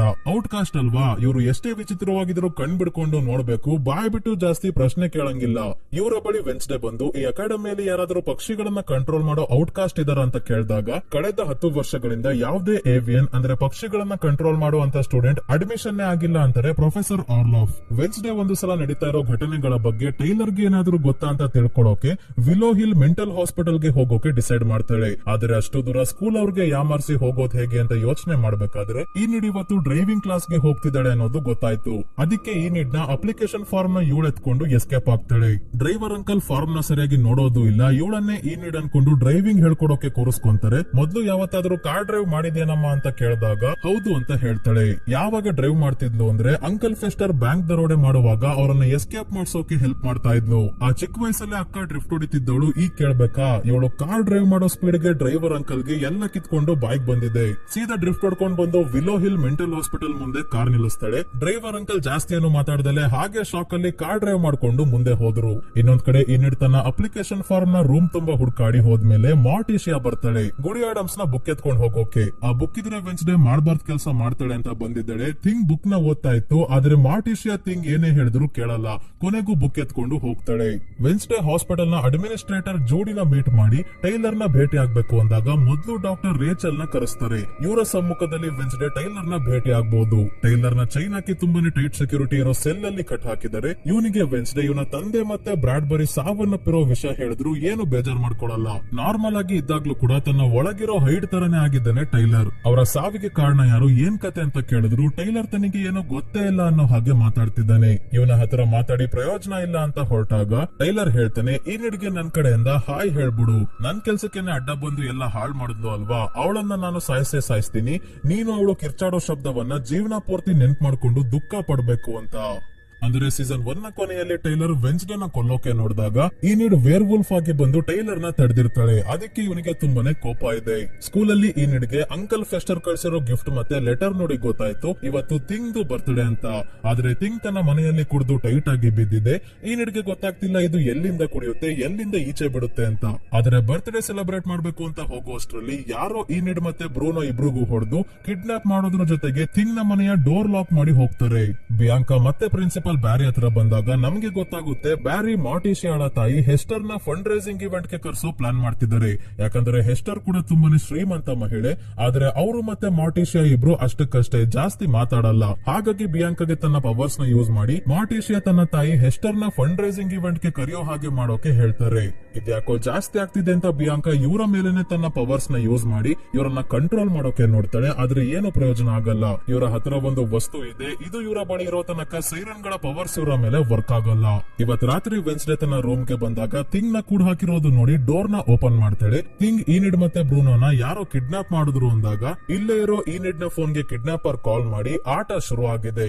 ಇನ್ನ 30 ನಿಮಿಷದಲ್ಲಿ ಇಯಾಗೋ ಟವರ್ ಗೆ ಬರ್ಲಿಲ್ಲ ಅಂದ್ರೆ ಈನಿಡ್ ಮತ್ತೆ ಬ್ರೂನೋನ ಕತೆ ಮುಗಿಯುತ್ತೆ ಅಂದಾಗ ತಕ್ಷಣ ಹೊರಡ್ತಾಳೆ ವೆನ್ಸ್ಡೇ. ಇಯಾಗೋ ಟವರ್ ಇದೇ ನೆವರ್ಮೋರ್ ಅಕಾಡೆಮಿಯಲ್ಲೇ ಇರೋದು ಸ್ನೇಹಿತರೆ. ಆದ್ರೆ ಈ ಜಾಗಕ್ಕೆ ಹೋಗೋಕೆ ಒಂದು ಸೀಕ್ರೆಟ್ ಡೋರ್ ಇದೆ. ಪಕ್ಕದಲ್ಲಿ ಇರೋ ಪಿಯಾನೋ ನುಡಿಸಿದಾಗ ಈ ಡೋರ್ ಓಪನ್ ಆಗೋದು. ಸೊ ವೆನ್ಸ್ಡೇ ಈ ರೀತಿ ಟವರ್ ಹತ್ರ ಬರ್ತಾ ಇದ್ದಾಗ ಇವಳ ಮೇಲೆ ಕಣ್ಣಿಟ್ಟಿರೋ ಆ ಹುಡುಗಿ ಮಾಸ್ಕ್ ಹಾಕೊಂಡು ಸಡನ್ ಆಗಿ ಇವಳ ಮುಂದೆ ಬರ್ತಾಳೆ ಮತ್ತೆ ಮಾಯ ಆಗೋಗ್ತಾಳೆ. ಈನಿಡ್ ಮತ್ತೆ ಬ್ರೂನೋನ ಚೈನ್ ಹಾಕಿ ಕಟ್ಟಾಕಿರೋದ್ರಿಂದ ಇಬ್ರು ಚೈನ್ ಇಂದ ಬಿಡಿಸ್ಕೊಳಕ್ ಹೋಗಿ ಕೆಳಗೆ ಬಿದ್ದಾಗ ನೋಡ್ತಾರೆ ಮೇಲೆ ತುಂಬಾನೇ ಚಾಕುಗಳಿದ್ದಾವೆ. ಇವರ ಮೇಲೆ ನಾವು ಬೀಳೋಕೆ ರೆಡಿ ಆಗಿದ್ದಾವೆ. ಹಾಗಾಗಿ ಬ್ರೂನೋಗೆ ಟೆನ್ಷನ್ ಆಗ್ತಿದೆ ಅಂತ ಈನಿಡ್ ಇವನಿಗೆ ಸ್ಪೆಷಲ್ ಟ್ರೀಟ್ಮೆಂಟ್ ಕೊಡ್ತಾ ಇದ್ದಾಳೆ. ಇದೇ ಸಮಯಕ್ಕೆ ವೆನ್ಸ್ಡೇ ಇಲ್ಲಿಗೆ ಬಂದು ಅವರ ಚೈನ್ ಬಿಚ್ಚೋಕೆ ಥಿಂಗ್ ನ ಕಳಿಸಿದಾಗ ಥಿಂಗ್ ತನ್ನ ಮುಂದೆ ಸಣ್ಣ ದಾರ ಇರೋದನ್ನ ನೋಡ್ದಲೆ ಅದನ್ನ ಎಳೆದ್ ಬಿಡುತ್ತೆ. ಹಿಂದೆನೆ ಮೇಲಿರೋ ಚಾಕುಗಳು ಒಂದೊಂದಾಗಿ ಕೆಳಗೆ ಬೀಳೋದ್ರ ಜೊತೆಗೆ ಒಟ್ಟಿಗೆ ಫಿಕ್ಸ್ ಮಾಡಿರೋ 50 ಚಾಕು ಸ್ಲೋ ಆಗಿ ಕೆಳಗೆ ಬರ್ತಾ ಇದೆ. ಏನ್ ಮಾಡೋದೀಗ ಅಂತ ವೆನ್ಸ್ಡೇ ಯೋಚನೆ ಮಾಡ್ಬೇಕಾದ್ರೆ ಇಲ್ಲೇ ಟೈಪ್ ರೈಟರ್ ಅಲ್ಲಿ ಏನೋ ಟೈಪ್ ಮಾಡಿರೋದನ್ನ ನೋಡ್ತಾಳೆ. ನಿನಗೆ ಏನ್ ಕಾಣ್ತಿಲ್ವೋ ಅದನ್ನ ಇಲ್ಲಿ ಟೈಪ್ ಮಾಡ್ಬೇಕು, ಆಗ ಈನಿಡ್ ಮತ್ತೆ ಬ್ರೂನೋ ಉಳಿತಾರೆ ಅಂತ ಇದೆ. ವೆನ್ಸ್ಡೇ ತನ್ನ ಸುತ್ತ ಇಟ್ಟಿರೋ ಬುಕ್ ನ ಒಂದೊಂದಾಗಿ ನೋಡ್ಕೊಂಡ್ ಬಂದಾಗ ದ ಇನ್ವಿಸಿಬಲ್ ಮ್ಯಾನ್ ಅನ್ನೋ ಹೆಸರಿನ ಬುಕ್ ಇದೆ. ನಿನಗೆ ಏನ್ ಕಾಣ್ತಿಲ್ವೋ ಅದು ಅಂದ್ರೆ ದ ಇನ್ವಿಸಿಬಲ್ ಮ್ಯಾನ್ ಹೆಸರೇ ಇರಬಹುದು ಅಂತ ಟೈಪ್ ರೈಟರ್ ಅಲ್ಲಿ ದ ಇನ್ವಿಸಿಬಲ್ ಮ್ಯಾನ್ ಅಂತ ಟೈಪ್ ಮಾಡ್ತಿದ್ದಂಗೆ ಕೆಳಗೆ ಬರ್ತಿದ್ದ ಚಾಕುಗಳ ಗುಂಪು ಇನ್ನೊಂದು ಇಂಚು ಗ್ಯಾಪ್ ಅಲ್ಲಿ ನಿಂತ್ಕೊಂತವೆ. ಹಾಗಾಗಿ ಈನಿಡ್ ಮತ್ತೆ ಬ್ರೂನೋ ಬಚಾವಾದ್ರು. ಕೊನೆಗೂ ಅದೃಶ್ಯವಾಗಿರೋ ಆಗ್ನೆಸ್ ಅನ್ನೋ ಇದೇ ಸ್ಕೂಲ್ ನ ಹುಡುಗಿ ಚಪ್ಪಾಳೆ ತಟ್ಕೊಂಡು ಪ್ರತ್ಯಕ್ಷ ಆಗ್ತಾಳೆ. ಒಬ್ಳು 13 ವರ್ಷದ ಹುಡುಗಿ ಇದೆಲ್ಲ ಮಾಡಿದ್ಲ ಅಂತ ವೆನ್ಸ್ಡೇಗೆ ನಂಬಕ್ ಆಗ್ತಿಲ್ಲ. ಇಲ್ಲಿವರೆಗೂ ವೆನ್ಸ್ಡೇಗೆ ಮೆಸೇಜ್ ಕಳಿಸ್ತಾ ಇದ್ದಿದ್ದು, ಫೋಟೋಸ್ ಕಳಿಸ್ತಾ ಇದ್ದಿದ್ದು, ಇವಳ ನಾವೆಲ್ ನ ಬಾನ್ ಫೈರ್ ಒಳಗೆ ಇಟ್ಟಿದ್ದು, ಈಗ ಈನಿಡ್ ಮತ್ತೆ ಬ್ರೂನೋನ ಕಿಡ್ನಾಪ್ ಮಾಡಿದ್ದು ಎಲ್ಲ ಇವಳೆ. ಆಗ್ನೆಸ್ ವೆನ್ಸ್ಡೇಯ ನಂಬರ್ 1 ಫ್ಯಾನ್ ಆಗಿರ್ತಾಳೆ, ಹುಚ್ಚು ಅಭಿಮಾನಿ. ಇವಳ ಅಟೆನ್ಷನ್ ಪಡ್ಕೊಳ್ಳೋಕೆ, ಇವಳಿಗೆ ಇಂಪ್ರೆಸ್ ಮಾಡೋಕೆ ಇದೆಲ್ಲ ಮಾಡ್ತಿರ್ತಾಳೆ. ಇವಳ ಪವರೇ ಅದೃಶ್ಯ ಆಗೋದು. ಅವತ್ತು ವೆನ್ಸ್ಡೇ ಬಾಣದಲ್ಲಿ ಸಿಗಾಕೊಂಡಿದ್ದ ಫೋಟೋ ಇಟ್ಕೊಂಡು ವಿಷನ್ ನೋಡಿದಾಗ ವಿಷನ್ ಅಲ್ಲಿ ಯಾರು ಕಾಣಿಸ್ಲಿಲ್ವಲ್ಲ, ಯಾಕೆಂದ್ರೆ ಆಗ್ನೆಸ್ ಆ ಸಂದರ್ಭದಲ್ಲಿ ಅದೃಶ್ಯವಾಗಿದ್ಲು. ಇನ್ನ ಹಳೆ ಶರೀಫ್ ಗ್ಯಾಲ್ಪಿನ್ ಸಾವನ್ನಪ್ಪಿದ ಸಂದರ್ಭದಲ್ಲಿ ವೆನ್ಸ್ಡೇ ಅಲ್ಲಿಗೆ ಹೋಗಿದ್ಲಲ್ಲ, ಆಗ ಅಲ್ಲಿ ಅದೃಶ್ಯವಾಗಿ ಆಗ್ನೆಸ್ ಕೂಡ ಬಂದಿರ್ತಾಳೆ. ಅವಳೆ ಗ್ಯಾಲ್ಪಿನ್ ನ ಫೋನ್ ಎತ್ಕೊಂಡು ಈ ನಿಡ್ಗೆ ಮೆಸೇಜ್ ಕಳ್ಸಿರೋದು. ಆಮೇಲೆ ಈ ನಿಡ್ ನ ಬೆಡ್ ಮೇಲೆ ಗ್ಯಾಲ್ಪಿನ್ ನ ಕಣ್ಣನ್ನ ಇಟ್ಟಿದ್ದು ಕೂಡ ಇವಳು ನನ್ನನ್ನ ಆಟ ಆಡಿಸ್ಬಿಟ್ಲಲ್ಲ ಅಂತ ವೆನ್ಸ್ಡೇಗೆ ತುಂಬಾನೇ ಕೋಪ ಬರ್ತಾ ಇದೆ. ಇವಳಿಗಿಂತ ಜಾಸ್ತಿ ಕೋಪ ಬರ್ತಾ ಇರೋದು ಈ ನಿಡ್ಗೆ. ವೆನ್ಸ್ಡೇಯ ಫ್ಯಾನು ಮಧ್ಯದಲ್ಲಿ ನಾನ್ ಯಾರು ಅಂತ ಹಿಂಸೆ ಕೊಟ್ಲು ಅಂತ ಇವಳಿಗೆ ಪರ್ಚೋಕೆ ಹೋಗ್ತಾಳೆ ಈ ನೀಡು. ಹೋಗ್ಲಿ ಬಿಡುವಂತ ಬ್ರೂನೋ ಇವಳಿಗೆ ಸಮಾಧಾನ ಮಾಡಿ ಎಲ್ಲರೂ ಇಲ್ಲಿಂದ ಹೊರಡ್ತಾರೆ. ಇನ್ನೊಂದ್ ಕಡೆ ಬಿಯಾಂಕಾ ಪ್ರಿನ್ಸಿಪಲ್ ಬ್ಯಾರಿ ಹೇಳ್ದಂಗೆ ಮಾಡೋಕೆ ಮಾರ್ಟಿಷಿಯಾ ಹತ್ರ ಬಂದು ತನ್ನ ಪವರ್ಸ್ ನ ಉಪಯೋಗಿಸಿ ನೀವು ನಿಮ್ ತಾಯಿಯನ್ನ ಫಂಡ್ ರೇಸಿಂಗ್ ಇವೆಂಟ್ ಗೆ ಕರ್ಸಿ ಮತ್ತೆ ತುಂಬಾನೇ ಹಣವನ್ನ ಡೊನೇಟ್ ಮಾಡೋ ಹಾಗೆ ಮಾಡ್ಬೇಕು ಅಂತ ಹೇಳ್ತಾಳೆ ಬಿಯಾಂಕಾ. ಸ್ಕೂಲಲ್ಲಿ ಯೂಜಿನ್ ಪಕ್ಸ್ಲಿ ಬಳಿ ಬಂದು ಶಾಕಿಂಗ್ ವಿಷಯವನ್ನ ಹೇಳ್ತಾನೆ. ಅದೇ ಇವನ ಜಾಂಬಿ ಸ್ಲರ್ಪ್ ಶೆಡ್ ಇಂದ ಎಸ್ಕೇಪ್ ಆಗಿದೆ. ಸ್ಲರ್ಪ್ ರೋಡ್ ಅಲ್ಲಿ ನಡ್ಕೊಂಡು ಹೋಗ್ಬೇಕಾದ್ರೆ ಡ್ರೈವರ್ ಅಂಕಲ್ ನ ಕಾರ್ ಮುಂದೆ ಬಂದ್ಬಿಡ್ತಾನೆ. ಇವರು ಸ್ಲರ್ಪ್ ಗೆ ಗುದ್ಬಿಟ್ಟು ಏನಾಯ್ತು ಅಂತ ನೋಡೋಕೆ ಬಂದ್ರೆ ಸ್ಲರ್ಪ್ ಇವರ ಮೇಲೆ ದಾಳಿ ಮಾಡಿ ಇವರನ್ನ ತಿನ್ನೋಕೆ ಶುರು ಮಾಡ್ತಾನೆ. ಸೊ ಇಲ್ಲಿಗೆ ಮೊದಲನೇ 2 ಎಪಿಸೋಡ್ ಮುಗಿಯುತ್ತೆ ಸ್ನೇಹಿತರೆ.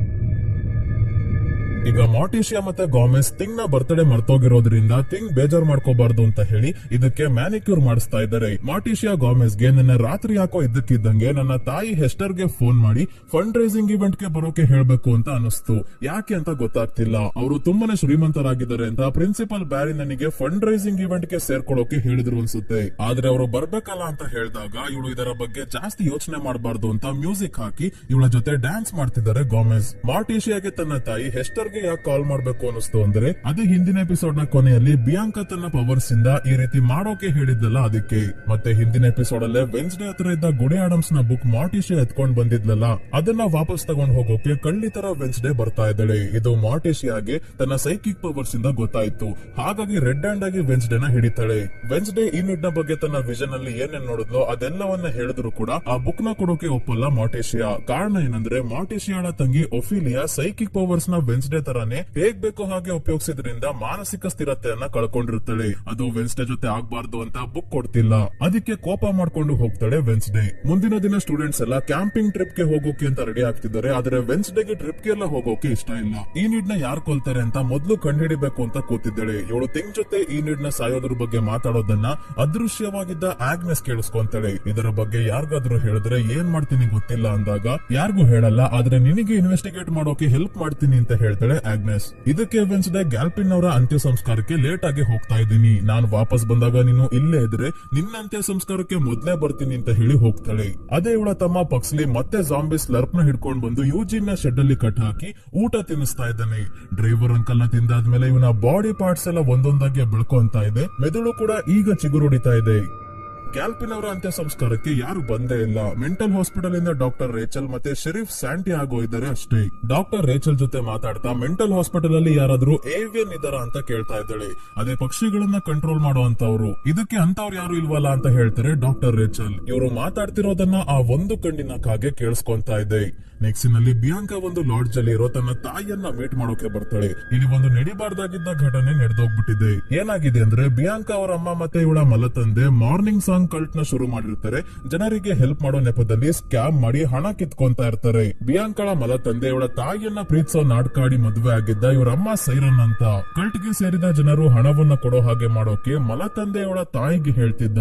ಆದ್ರೆ ಈ ಸ್ಕ್ಯಾಮ್ FBI ಅವ್ರಿಗೆ ಗೊತ್ತಾಗಿ ಇವರು ಕಲ್ಟ್ ಇದ್ದ ಜಾಗವನ್ನ ರೇಡ್ ಮಾಡಿದ್ದಾರೆ. ಬಿಯಾಂಕಾ ಎಲ್ಲ ತಪ್ಪು ಇವಳ ಮಲತಂದಿದೆ ಅಂತ ತನ್ನ ಪವರ್ಸ್ ಇಂದ ಆಫೀಸರ್ಸ್ ಗೆ ಹೇಳಿದ್ದಾಳೆ. ಹಾಗಾಗಿ ಇವಳು ಹೇಳ್ದಂಗೆ ಅವನನ್ನ ಮಾತ್ರ ಹುಡುಕ್ತಾ ಇದ್ದಾರೆ. ತನ್ನ ತಾಯಿಯನ್ನ ಈ ಲಾಡ್ಜ್ ಗೆ ಯಾಕೆ ಕರ್ಕೊಂಡ್ ಬಂದಿದ್ದಾಳೆ ಅಂದ್ರೆ ಇವಳ ಮಲತಂದೆ ಜೈಲ್ಗೆ ಹೋಗೋವರೆಗೂ ಇವರನ್ನ ಸುರಕ್ಷಿತವಾಗಿ ಇಡೋಕೆ. ಈ ವಿಷಯ ಲಾಡ್ಜ್ ಓನರ್ ಗೆನೆ ಗೊತ್ತಿಲ್ಲ. ಬಿಯಾಂಕಾ ಅವರನ್ನ ಕೂಡ ಮ್ಯಾನಿಪುಲೇಟ್ ಮಾಡಿ ಇವರು ಇಲ್ಲಿರೋದೇ ಮರ್ತೋಗೋ ಹಾಗೆ ಮಾಡಿದ್ದಾಳೆ. ಈ ಕಡೆ ವೆನ್ಸ್ಡೇ ಗ್ಯಾಲ್ಪಿನ್ ನ ಫೋನ್ ಚೆಕ್ ಮಾಡೋಕೆ ಟ್ರೈ ಮಾಡ್ತಿದ್ದಾಳೆ. ಆದ್ರೆ ಫೇಸ್ ID ಇದೆ, ಲಾಕ್ ಓಪನ್ ಆಗ್ತಿಲ್ಲ. ಈಗ ಸಡನ್ ಆಗಿ ಫ್ಲಾಶ್ ಆಗುತ್ತೆ. ಆಗ್ನೆಸ್ ಈ ನಿಡ್ ನ ಫೋನ್ ಗೆ ಗ್ಯಾಲ್ಪಿನ್ ನ ಫೋನ್ ಇಂದ ಮೆಸೇಜ್ ಮಾಡಿದ್ಲು ಅಲ್ವಾ, ಅವಳು ಹೇಗೆ ಲಾಕ್ ನ ಓಪನ್ ಮಾಡಿದ್ಲು ಅಂತ ಬಂದು ಕೇಳಿದಾಗ ಹೇಗೆ ಅಂತ ಲಾಕ್ ಓಪನ್ ಮಾಡಿ ತೋರಿಸ್ತಾಳೆ. ಇವಳ ಫ್ರೆಂಡ್ ಜೋಸೆಫಿನ್ ಹಿಂದಿನ ಸೀಸನ್ ಅಲ್ಲಿ ಇದ್ದ ಪ್ರಿನ್ಸಿಪಲ್ ವಿಮ್ಸ್ ತರ ಶೇಪ್ ಶಿಫ್ಟರ್, ತನ್ನ ರೂಪವನ್ನ ಚೇಂಜ್ ಮಾಡ್ಕೊಳ್ಳೋ ಶಕ್ತಿ ಇದೆ. ಹಾಗಾಗಿ ಇವಳು ಗ್ಯಾಲ್ಪಿನ್ ಅವರ ತರ ಬದಲಾಗಿ ಫೋನ್ ಲಾಕ್ ಓಪನ್ ಮಾಡೋಕೆ ಸಹಾಯ ಮಾಡ್ತಾಳೆ. ಇದಷ್ಟೇ ಅಲ್ಲ, ಆಗ್ನೆಸ್ ಅವತ್ತು ಗ್ಯಾಲ್ಪಿನ್ ಸಾವನ್ನಪ್ಪಿದ್ದಾಗ ಪೊಲೀಸ್ ಅವ್ರು ಬಂದು ವೆನ್ಸ್ಡೇನ ಅರೆಸ್ಟ್ ಮಾಡ್ಕೊಂಡು ಹೋಗ್ತಾರಲ್ಲ, ಆಗ ಅದೃಶ್ಯವಾಗಿರೋ ಆಗ್ನೆಸ್ ಗ್ಯಾಲ್ಪಿನ್ ನ ಮನೆಯಲ್ಲಿ ಇಂಪಾರ್ಟೆಂಟ್ ಆಗಿರೋದು ಏನ್ ಸಿಗುತ್ತೋ ಅದನ್ನೆಲ್ಲ ತಗೊಂಡ್ ಬಂದಿದ್ದಾಳೆ.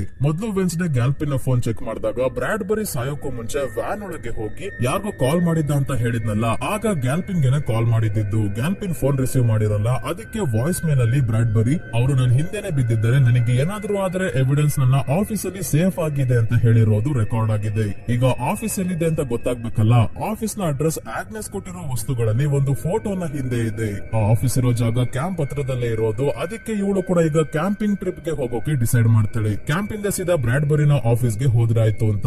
ನಂತರ ಎಲ್ಲರೂ ಕ್ಯಾಂಪ್ ಜೆರಿಕೋಗೆ ಬರ್ತಾರೆ. ಸ್ಲರ್ಪ್ ಎಲ್ಲಿ ಶೆಡ್ ಇಂದ ಮತ್ತೆ ಓಡ್ ಹೋಗ್ತಾನೋ ಅಂತ ಪಕ್ಸ್ಲಿ ಶವಪೆಟ್ಟಿಗೆಯಲ್ಲಿ ಸ್ಲರ್ಪ್ ನ ಎತ್ತಾಕೊಂಡು ಬಂದಿದ್ದಾನೆ. ಸ್ಟೂಡೆಂಟ್ಸ್ ನ ಜೊತೆ ಗೋಮೆಸ್ ಮತ್ತೆ ಮಾರ್ಟಿಶಿಯಾ ಕೂಡ ಬಂದು ಕಪ್ಪು ಟೆಂಟ್ ನ ಹಾಕಿ ಮುಂದೆ ರಾಜಾರಾಣಿ ತರ ಕುತ್ಕೊಂಡು ಕುಡಿತಾ ಇದ್ದಾರೆ. ಒಬ್ಬ ಹುಡುಗ ಇನ್ನೊಬ್ಳು ಹುಡುಗಿಯನ್ನ ವೇರ್ವುಲ್ಫ್ ತರ ಇರೋ ಬೋರ್ಡ್ ಮುಂದೆ ನಿಲ್ಲಿಸ್ಕೊಂಡು ಚಾಕು ಬಿಸಾಕ್ತಾ ಇದ್ದಾನೆ. ಇವಳಿಗೆ ಒಂದು ಚಾಕು ಚುಚ್ಕೊಂಡಂಗೆ ಚೆನ್ನಾಗಿ ನೈಫ್ ಥ್ರೋ ಮಾಡ್ತಾ ಇದ್ದಾನೆ. ಆದ್ರೆ ಇವಳಂತೂ ತುಂಬಾನೇ ಹೆದರ್ಕೊಂಡಿದ್ದಾಳೆ. ಯಾಕೆ ಅಂತ ಈ ಹುಡುಗನ ಮುಖ ನೋಡಿದಾಗ ಗೊತ್ತಾಯ್ತು. ಹೇಗ್ ಕಾಣಿಸ್ತಿದೆ ಮತ್ತೆ ಇವನ್ಗೆ ಅಂತ ಕೇಳ್ಬಿಡಿ ಸ್ನೇಹಿತರೆ. ಹಿಂದಿನ ವಿಡಿಯೋ ಅಲ್ಲೇ ಹೇಳ್ದಂಗೆ ಔಟ್ಕಾಸ್ಟ್ ಎಷ್ಟೇ ವಿಚಿತ್ರವಾಗಿದ್ರು ಕಣ್ ಬಿಡ್ಕೊಂಡು ನೋಡ್ಬೇಕು, ಬಾಯ್ ಬಿಟ್ಟು ಪ್ರಶ್ನೆ ಕೇಳೋ ಹಾಗಿಲ್ಲ. ಯೂಜಿನ್ ತನ್ನ ಟೆಂಟ್ ಗೆ ಬಂದಿದ್ದಾಗ ಇಲ್ಲಿಗೆನೆ ಪಕ್ಸ್ಲಿ ಸ್ಲರ್ಪ್ ನ ಎತ್ತಾಕೊಂಡು ಬಂದ್ಬಿಟ್ಟಿದ್ದಾನೆ ಅಂತ ಗೊತ್ತಾಗಿ ಶಾಕ್ ಆಗಿದ್ದಾಗ್ಲೇ ಇಲ್ಲಿಗೆ ಗೋಮೆಸ್ ಬಂದ್ಬಿಡ್ತಾರೆ.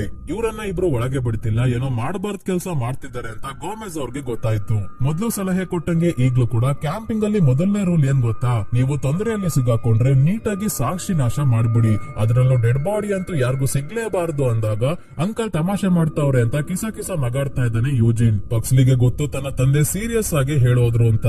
ಸ್ವಲ್ಪ ಹೊತ್ತಾದ್ಮೇಲೆ ಟ್ರಂಪ್ ಇಲ್ಲಿಗೆ ಬರ್ತಾರೆ. ಅಂದ್ರೆ ರಾನ್ ಅನ್ನೋ ವ್ಯಕ್ತಿ ಬಂದು ಪ್ರಿನ್ಸಿಪಲ್ ಬ್ಯಾರಿಗೆಯಲ್ಲಿಂದ ಜಾಗ ಖಾಲಿ ಮಾಡೋಕೆ ಆರ್ಡರ್ ಮಾಡ್ತಾ ಇದ್ದಾನೆ. ಯಾಕಂದ್ರೆ ಅವರು ಕೆಡೆಟ್ ಮಾಸ್ಟರ್, ಕೆಡೆಟ್ಸ್ ಎಲ್ಲ ಇಲ್ಲಿಗೆನೆ ಬರ್ತಾರೆ. ಅದೇ ನಮ್ಮಲ್ಲಿ ಎನ್ಸಿಸಿ ಕೆಡೆಟ್ಸ್ ಇರ್ತಾರಲ್ಲ ಅದೇ ತರ.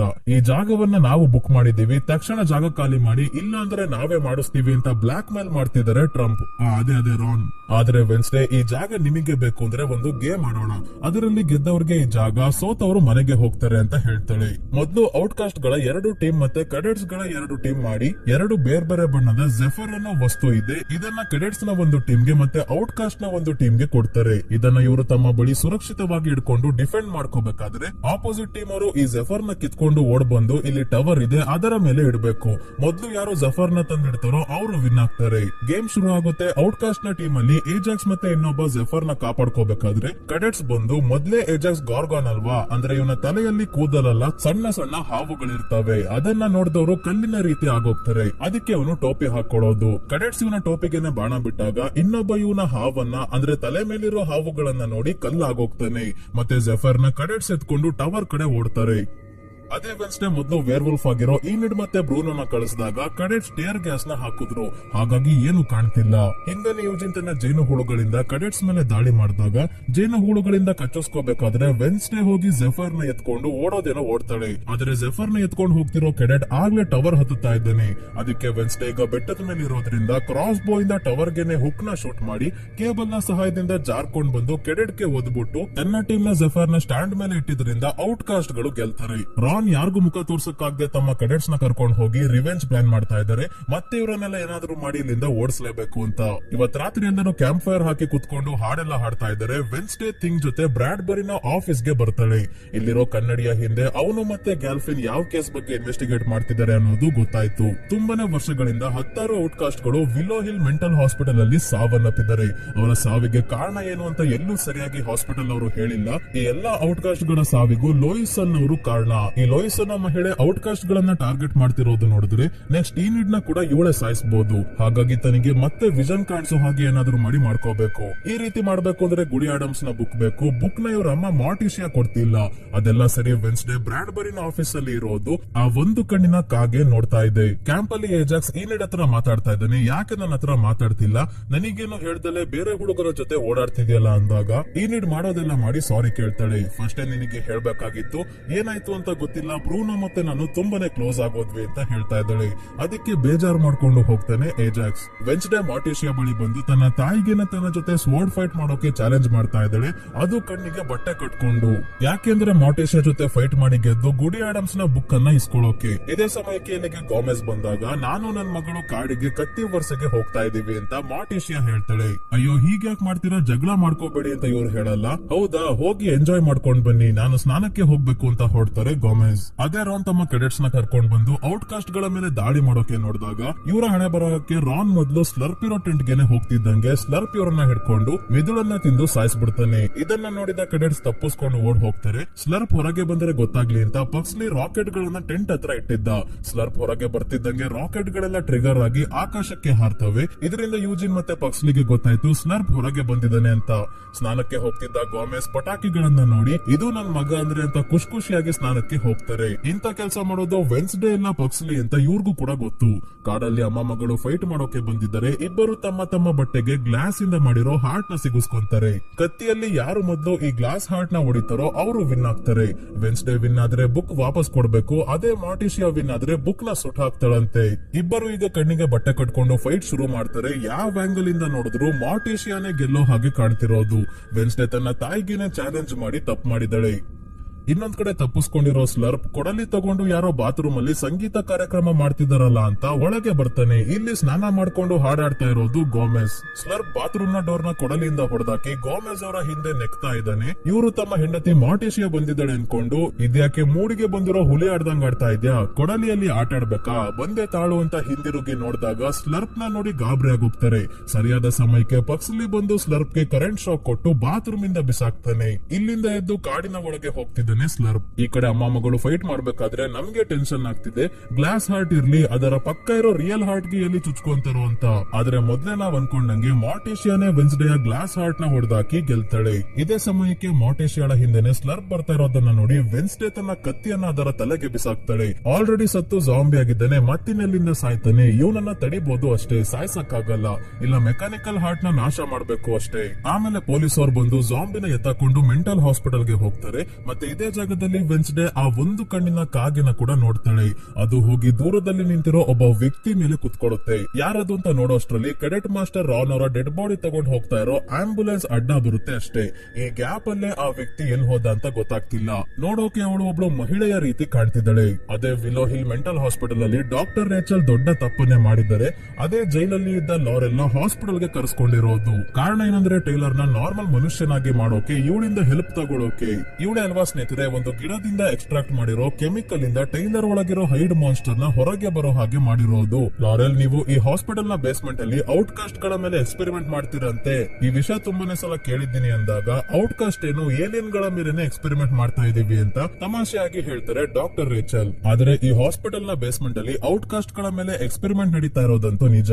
ಯಾಕಂದ್ರೆ ವೆನ್ಸ್ಡೇ ಬ್ರಾಡ್ಬರಿನ ಆಫೀಸ್ ಗೆ ಹೋದಾಗ ಕೂಡ ಈ ವಿಷಯ ಗೊತ್ತಾಗಿತ್ತು. ಗ್ಯಾಲ್ಪಿನ್ ತಮ್ಮ ಮಗ ಟೈಲರ್ ನ ಈ ಎಕ್ಸ್ಪೆರಿಮೆಂಟ್ ಇಂದ ದೂರ ಇಡೋಕೆ ಅಂತಾನೆ ಇನ್ವೆಸ್ಟಿಗೇಷನ್ ಮಾಡ್ತಾ ಇದ್ದಿದ್ದು. ನೋಡೋಣ ಮುಂದೆ ಏನಾಗುತ್ತೆ ಅಂತ. ಸದ್ಯಕ್ಕೆ ಲಾರೆಲ್ ಟೈಲರ್ ನ ಮೀಟ್ ಮಾಡೋಕೆ ಬಂದಾಗ ಇವನು ಲಾರೆಲ್ ತನ್ನ ಮಾಸ್ಟರ್ ಅಂತಾನು ನೋಡ್ದಲೆ ದಾಳಿ ಮಾಡ್ತಾನೆ. ಯಾಕಂದ್ರೆ ಇವಳ ಕಡೆಯಿಂದಾನೇ ತನಿಗೆ ಈ ಪರಿಸ್ಥಿತಿ ಬಂದಿರೋದು ಅಂತ ಇವಳ ಮೇಲೆ ತುಂಬಾನೇ ಕೋಪ ಇದೆ. ಇನ್ನೊಂದ್ ಕಡೆ ವೆನ್ಸ್ಡೇಗೆ ಗೊತ್ತಾಗಿದೆ ಮೆಂಟಲ್ ಹಾಸ್ಪಿಟಲ್ ಅಲ್ಲಿ ಸಾವನ್ನಪ್ಪಿರೋ ಔಟ್ ಕಾಸ್ಟ್ ಗಳನ್ನ ಮಣ್ಮಾಡದಲ್ಲೇ ದೇಹವನ್ನ ಸುಟ್ಟಿ ಅಸ್ಥಿಗಳನ್ನ ಸ್ಮಶಾನದಲ್ಲೇ ಇಟ್ಟಿದ್ದಾರೆ. ಇದನ್ನ ತೆಗೆದು ನೋಡ್ಬೇಕಾದ್ರೆ ಇಲ್ಲಿ ಮಾರ್ಟಿಷಿಯಾ ಅವರ ಅಮ್ಮ ಅಂದ್ರೆ ವೆನ್ಸ್ಡೇ ಅವರ ಅಜ್ಜಿ ಹೆಸ್ಟರ್ ಬರ್ತಾರೆ. ಹಿಂದಿನ ಸೀಸನ್ ನಲ್ಲಿ ಅಂಕಲ್ ಫೆಸ್ಟರ್ ನ ನೋಡಿದಾಗ ಮೊದಲನೇ ಬಾರಿ ಇವಳು ಸ್ಮೈಲ್ ಮಾಡಿದ್ದು. ಈ ಸೀಸನ್ ನಲ್ಲಿ ಮೊದಲನೇ ಬಾರಿ ತನ್ನ ಅಜ್ಜಿಯನ್ನ ನೋಡಿ ಹಲ್ ಬಿಡ್ತಾಳೆ. ಬೇರೆ ಸಮಯದಲ್ಲಿ ಹಲ್ಲಿರ್ಲಿ ಏನು ಬಿಡಲ್ಲ. ವೆನ್ಸ್ಡೇ ಇವರಿಗೆ ಎಲ್ಲಾ ವಿಷಯ ಹೇಳ್ತಾಳೆ. ಯಾಕೆ ಇನ್ವೆಸ್ಟಿಗೇಷನ್ ಮಾಡ್ತಿದ್ದೀನಿ ಅಂತಿಲ್ಲ, ಯಾಕಂದ್ರೆ ಹೆಸ್ಟರ್ ಕೂಡ ಶವ ಸಂಸ್ಕಾರದ ಕೆಲಸ ಮಾಡ್ತಾರೆ. ಅದೇ ಬಾಡಿನ ನೀಟಾಗಿ ರೆಡಿ ಮಾಡೋದು, ಒಳ್ಳೆ ಶವಪೆಟ್ಟಿಗೆ ಮಾಡಿ ಕೊಡೋದು, ಇದೇ ಇವರ ಬಿಸ್ನೆಸ್. ಹಾಗಾಗಿ ಇಲ್ಲಿರೋ ಒಂದು ಅಸ್ಥಿಯ ವಾಸನೆ ನೋಡ್ತಿದ್ದಂಗೆ ಗೊತ್ತಾಯ್ತು ಇದು ಮನುಷ್ಯರ ಅಸ್ಥಿ ಅಲ್ಲ ಪ್ರಾಣಿದು ಅಂತ. ಅಂದ್ರೆ ಔಟ್ ಕಾಸ್ಟ್ ಗಳು ಸಾವನ್ನಪ್ಪಿದ್ದಾರೆ ಅಂತ ಹೇಳಿ ಸಾವನ್ನಪ್ಪಿರೋ ಪ್ರಾಣಿಗಳ ದೇಹವನ್ನು ಸುಟ್ಟು ಅಸ್ಥಿಗಳನ್ನ ಇಲ್ಲಿ ಇಟ್ಟಿದ್ದಾರೆ. ಅದಕ್ಕೆ ಮಣ್ಮಾಡದಲ್ಲೇ ಸುಡೋ ಕೆಲಸ ಮಾಡಿರೋದು. ಇದನ್ನೆಲ್ಲ ನೋಡ್ತಿರೋ ಆ ಒಂದು ಕಣ್ಣಿನ ಕಾಗೆ ವೆನ್ಸ್ಡೇ ಬ್ರಾಡ್ಬರಿಯ ಆಫೀಸ್ ಇಂದ ಔಟ್ ಕಾಸ್ಟ್ ಗಳು ಸಾವನ್ನಪ್ಪಿರೋ ಸುದ್ದಿ ಇರೋ ನ್ಯೂಸ್ ಪೇಪರ್ ಕಟಿಂಗ್ಸ್ ನ ತಂದಿದ್ಲು. ಅದನ್ನ ಈ ಕಾಗೆ ಎತ್ಕೊಂಡು ಹಾರೋಗುತ್ತೆ. ಆ ಕ್ಯಾಂಪ್ ಹತ್ರ ವೆನ್ಸ್ಡೇ ಒಬ್ಳು ರಹಸ್ಯ ರಹಸ್ಯಮಯ ಮಹಿಳೆಯನ್ನ ನೋಡಿದ್ಲಲ್ಲ ಅವಳಿಗೆ ಇದನ್ನ ಕೊಡುತ್ತೆ. ಆ ಮಹಿಳೆ ಗಾಡಿಯಲ್ಲಿ ಎಸ್ಕೇಪ್ ಆಗ್ತಾಳೆ. ಇದರಿಂದ ವೆನ್ಸ್ಡೇಗೆ ಅವಳೆ ಪಕ್ಷಿಗಳನ್ನ ಕಂಟ್ರೋಲ್ ಮಾಡೋ ಏವಿಯನ್ ಆಗಿದ್ದಾಳೆ. ಗ್ಯಾಲ್ಪಿನ್ ಮತ್ತೆ ಬ್ರಾಡ್ಬರಿನ ಸಾಯಿಸಿರೋದು ಅವಳೆ ಅಂತ ಗೊತ್ತಾಯ್ತು. ಹಾಗಾಗಿ ಈ ಔಟ್ಕಾಸ್ಟ್ ಗಳ ಬಾಡಿ ಅಂತ ಹೇಳಿ ಪ್ರಾಣಿಗಳನ್ನ ಯಾರು ಸುಟ್ಟಿದ್ದಾರೆ ಏನ್ ಕತೆ ಅಂತ ಡೀಟೇಲ್ಸ್ ಪಡ್ಕೊಳ್ಳೋಕೆ ತನ್ನ ಅಜ್ಜಿ ಹೆಸ್ಟರ್ ಗೆ ಹೇಳಿ ಆ ವಿಲ್ಲೋ ಹಿಲ್ ಮೆಂಟಲ್ ಹಾಸ್ಪಿಟಲ್ ಒಳಗೆ ಏನ್ ನಡೀತಿದೆ ಮತ್ತೆ ಲೋಯಿಸ್ ಯಾರು ಅಂತ ತಿಳ್ಕೊಳ್ಳೋಕೆ ತನ್ನ ಅಂಕಲ್ ಫೆಸ್ಟರ್ ನ ಕರೆಸ್ತಾಳೆ. ಅಂಕಲ್ ಫೆಸ್ಟರ್ ಈ ಕೆಲಸ ಮೊದಲು ಕೂಡ ಮಾಡಿರ್ತಾರೆ ಮಾರ್ಟಿಶಿಯಾಗೋಸ್ಕರ.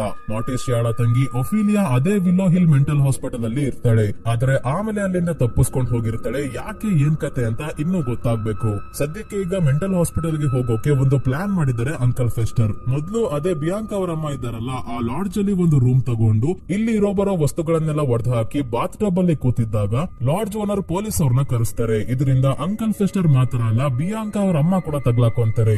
ಯಾಕಂದ್ರೆ ಇವರು ಲಾಡ್ಜ್ ಗೆ ಬಂದಿರೋ ಯಾವುದೇ ಎಂಟ್ರೀಸ್ ಇಲ್ಲ, ಐಡಿ ಪ್ರೂಫ್ ಕೂಡ ಇಲ್ಲ. ಇಬ್ಬರನ್ನು ಕೂಡ ಪೊಲೀಸ್ ಅವರು ಅರೆಸ್ಟ್ ಮಾಡ್ಕೊಂಡು ಬರ್ತಾರೆ. ನಿಮಗೆ ನೆನಪಿರ್ಬೋದು ಸ್ನೇಹಿತರೆ, ಹಿಂದಿನ ಸೀಸನ್ ಅಲ್ಲಿ ಅಂಕಲ್ ಫೆಸ್ಟರ್ ಈ ಊರಿಗೆ ಬಂದಿದ್ದಾಗ ಇಲ್ಲೂ ಕೂಡ ಬ್ಯಾಂಕ್ ದರೋಡೆ ಮಾಡಿದ್ರು. ಹಾಗಾಗಿ ಇವರು ಕೂಡ ಔಟ್ಕಾಸ್ಟ್ ಬೇರೆ ಆಗಿರೋದ್ರಿಂದ ವಿಲ್ಲೋ ಹಿಲ್ ಮೆಂಟಲ್ ಹಾಸ್ಪಿಟಲ್ ಗೆ ಕಳಿಸ್ತಾರೆ. ಯಾಕಂದ್ರೆ ಔಟ್ಕಾಸ್ಟ್ ಗಳನ್ನ ನಾರ್ಮಲ್ ಜೈಲಲ್ಲಿ ಇಡೋಕ್ಕಾಗಲ್ಲ ಅಂತಾನೆ ಆ ಮೆಂಟಲ್ ಹಾಸ್ಪಿಟಲ್ ಗೆ ಕಳಿಸೋದು. ಅದೇ ಬಿಯಾಂಕಾ ಅವರಮ್ಮ ಬಿಯಾಂಕಾಗೆ ಮೆಸೇಜ್ ಕಳಿಸ್ತಾ ಇದ್ದಾರೆ ತಗ್ಲಾಕೊಂಡಿದೀನಿ ಬಾ ಅಂತ. ಆದ್ರೆ ಬಿಯಾಂಕಾಳನ್ನ ಪ್ರಿನ್ಸಿಪಲ್ ಬ್ಯಾರಿ ಎಲ್ಲಿಗೂ ಕಳಿಸ್ತಾ ಇಲ್ಲ. ಫಂಡ್ ರೈಸಿಂಗ್ ಇವೆಂಟ್ ಗೆ ಇನ್ವಿಟೇಷನ್ ರೆಡಿ ಮಾಡೋ ಕೆಲಸ ಹೇಳಿದ್ದಾರೆ. ವೆನ್ಸ್ಡೇ ಮಾರ್ಟಿಶಿಯಾ ಬಳಿ ಬಂದು ಒಫಿಲಿಯಾ ಬಗ್ಗೆ ಕೇಳಿದಾಗ ಇವಳು ಹೇಳ್ತಾಳೆ ಒಫಿಲಿಯಾ ಕೂಡ ನಿಂತರನೆ ತನ್ನ ಪವರ್ಸ್ ನ ಬೇಕಾಬಿಟ್ಟಿ ಉಪಯೋಗಿಸಿದ್ರಿಂದ ಕಪ್ಪು ಕಣ್ಣೀರು ಬರೋಕೆ ಶುರು ಆಯ್ತು. ಹಾಗಾಗಿ ನಮ್ಮ ಅಮ್ಮನೇ ಅವಳನ್ನ ವಿಲ್ಲೋ ಹಿಲ್ ಮೆಂಟಲ್ ಹಾಸ್ಪಿಟಲ್ ಗೆ ಕಳಿಸಿದ್ರು. ಅವಳಿಗೆ ಮಾನಸಿಕ ಕಾಯಿಲೆ ಇಲ್ಲ, ಸೈಕಿಕ್ ಪ್ರಾಬ್ಲಮ್ ಅದು ಅಂತ ಎಷ್ಟೇ ಹೇಳಿದ್ರು ನನ್ ಮಾತನ್ನ ನಿಮ್ ಅಜ್ಜಿ ಹೆಸ್ಟರ್ ಕೇಳಲಿಲ್ಲ ಅಂದಾಗ ಹೆಸ್ಟರ್ ಇಲ್ಲಿಗೆ ಬರ್ತಾರೆ. ಇವರು ಆ ಅಸ್ಥಿಗಳನ್ನ ಇಟ್ಟಿರೋ ಸ್ಮಶಾನವನ್ನೇ ಖರೀದಿಸಿ ವೆನ್ಸ್ಡೇಗೆ ಪೇಪರ್ಸ್ ನ ಕೊಡ್ತಾರೆ. ಮತ್ತೆ ಔಟ್ಕಾಸ್ಟ್ ಗಳು ಸಾವನ್ನಪ್ಪಿದ್ದಾರೆ ಅಂತ ನಕಲಿ ಡೆತ್ ಸರ್ಟಿಫಿಕೇಟ್ ಕೂಡ ಮಾಡಿಸಿರ್ತಾರೆ. ಆ ಸರ್ಟಿಫಿಕೇಟ್ ಗೆ ಸೈನ್ ಮಾಡಿರೋದು ಅಗಸ್ಟಸ್ ಅನ್ನೋ ವ್ಯಕ್ತಿ ಅಂತ ಹೇಳಿ ವೆನ್ಸ್ಡೇ ನ ಕಳಿಸ್ತಾರೆ ಹೆಸ್ಟರ್. ಹೆಸ್ಟರ್ ಮಾರ್ಟಿಶಿಯಾಗೆ ವೆನ್ಸ್ಡೇ ನಿಂತರ ಗಂಡನ ಮೇಲೆ ಡಿಪೆಂಡ್ ಆಗಿ ಬದುಕೋ ಹುಡುಗಿಯಾಗಿ ಮಾಡಬೇಡ, ಅವಳು ಸ್ವತಂತ್ರವಾಗಿ ಅವಳೇ ಆಯ್ಕೆ ಮಾಡೋ ದಾರಿಯಲ್ಲಿ ನಡೀಲಿ, ಅವಳು ಏನ್ ಬೇಕಾದ್ರೂ ಇನ್ವೆಸ್ಟಿಗೇಷನ್ ಮಾಡ್ಕೊಳ್ಳಿ, ತಾಯಿಯಾದವಳು ನೀನು ಸೈಡ್ ಅಲ್ಲಿ ನಿಂತ್ಕೊಂಡು ನೋಡ್ಬೇಕು ಅಂದಾಗ ಮಾರ್ಟಿಶಿಯಾ ಇಂದ ನಮ್ಗೆ ಗೊತ್ತಾಯ್ತು ಒಫಿಲಿಯಾ ವಿಲ್ಲೋ ಹಿಲ್ ಮೆಂಟಲ್ ಹಾಸ್ಪಿಟಲ್ ನಿಂದ ಎಸ್ಕೇಪ್ ಆಗಿ ಓಡ್ ಹೋಗಿದ್ದಾಳೆ. ಎಲ್ಲೋಗಿದ್ದಾಳೆ ಅಂತ ಗೊತ್ತಿಲ್ಲ. ಕಳೆದ 20 ವರ್ಷಗಳಿಂದ ನಾಪತ್ತೆ ಆಗಿದ್ದಾಳೆ. ಅವಳ ರೀತಿ ವೆನ್ಸ್ಡೇ ಆಗ್ಬಾರ್ದು ಅಂತಾನೆ ಮಾರ್ಟಿಶಿಯಾ ಇದೆಲ್ಲ ಮಾಡ್ತಿರೋದು. ಹೆಸ್ಟರ್ ನಾನು ಫಂಡ್ ರೈಸಿಂಗ್ ಇವೆಂಟ್ ಅಲ್ಲಿ ತುಂಬಾನೇ ಹಣ ಡೊನೇಟ್ ಮಾಡ್ತೀನಿ, ಆದ್ರೆ ಒಂದು ಕಂಡೀಷನ್ ಮೇಲೆ ವೆನ್ಸ್ಡೇಗೆ ಗುಡಿ ಆಡಮ್ಸ್ ನ ಬುಕ್ ವಾಪಸ್ ಕೊಡ್ಬೇಕು ಅಂದಾಗ ಮಾರ್ಟಿಶಿಯಾ ಆ ಬುಕ್ ನ ಇವರ ಮುಂದೆನೆ ಬೆಂಕಿಗೆ ಹಾಕಿ ಸುಟ್ಟು ಹಾಕ್ತಾಳೆ. ಇದರಿಂದ ಕೋಪಗೊಂಡು ಇಲ್ಲಿಂದ ಹೊರಡ್ತಾರೆ ಹೆಸ್ಟರ್. ಅದೇ ಅಂಕಲ್ ಫೆಸ್ಟರ್ ಡಾಕ್ಟರ್ ರೇಚಲ್ ಹತ್ರ ಮಾತಾಡ್ಬೇಕಾದ್ರೆ ತಮ್ಮ ತಲೆ ಸರಿ ಇಲ್ಲ ಅನ್ನೋ ಹಾಗೆ ಮಾತಾಡ್ತಿದ್ದಾರೆ. ಇವರ ಬ್ರೈನ್ ಸ್ಕ್ಯಾನ್ ಮಾಡಿ ರಿಪೋರ್ಟ್ ನೋಡಿದಾಗ ಡಾಕ್ಟರ್ ರೇಚಲ್ ಮತ್ತೆ ಅಡ್ಮಿನಿಸ್ಟ್ರೇಟರ್ ಜೋಡಿ ಇಬ್ರು ಇವರ ತಲೆಯಲ್ಲಿ ಇರೋ ಕತ್ರಿ ಪಿನ್ನು ಮೂಳೆಗಳನ್ನ ನೋಡಿ ಶಾಕ್ ಆಗೋಗ್ತಾರೆ. ನಂತರ ಅಂಕಲ್ ಫೆಸ್ಟರ್ ಗೆ ಶಾಕ್ ಟ್ರೀಟ್ಮೆಂಟ್ ಕೂಡ ಕೊಡ್ತಾರೆ. ಇದರಿಂದ ಏನು ಪ್ರಯೋಜನ ಇಲ್ಲ, ಕರೆಂಟ್ ಜನರೇಟರ್ ಗೆ ಕರೆಂಟ್ ಕೊಟ್ಟಂಗ ಆಯ್ತಿದ್ದು. ಇನ್ನೊಂದ್ಸಲ ಶಾಕ್ ಕೊಡಿ ಅಂತ ಇವರೇ ಕೇಳ್ತಾ ಇದ್ದಾರೆ. ನಂತರ ಊಟ ಮಾಡೋಕೆ ಬಂದಿದ್ದಾಗ ಇಲ್ಲಿ ಕೆಲಸ ಮಾಡ್ತಿರೋ ಒಬ್ಳು ಮಹಿಳೆಯ ನೇಮ್ ಬ್ಯಾಡ್ಜ್ ನ ನೋಡಿದಾಗ ಇದು ಲೋಯಿಸ್ ತರಾನೇ ಕಾಣ್ತಿದೆ. ಸಾಸ್ ನೂಡಲ್ಸ್ ಎಲ್ಲ ಚೆಲ್ಕೊಂಡಿರೋದ್ರಿಂದ ಸರಿಯಾಗಿ ಹೆಸರು ಗೊತ್ತಾಗ್ತಿಲ್ಲ. ಅದಕ್ಕೆ ಅಂಕಲ್ ಫೆಸ್ಟರ್ ಇವಳ ಜೊತೆ ಫ್ಲರ್ಟ್ ಮಾಡಿದಾಗ ಇವಳು ಇಂಪ್ರೆಸ್ ಆಗಿ ಸ್ಟೋರ್ ರೂಮ್ ಗೆ ಬಾ ಅಂತ ಸಿಗ್ನಲ್ ಮಾಡ್ತಾಳೆ. ಅಂಕಲ್ ಫೆಸ್ಟರ್ ಸ್ಟೋರ್ ರೂಮ್ ಗೆ ಬಂದಾಗ ಗೊತ್ತಾಯ್ತು ಇವಳ ಹೆಸರು LOIS ಲೋಯಿಸ್ ಅಲ್ಲ LOUISE ಲೂಯಿಸ್ ಅಂತ.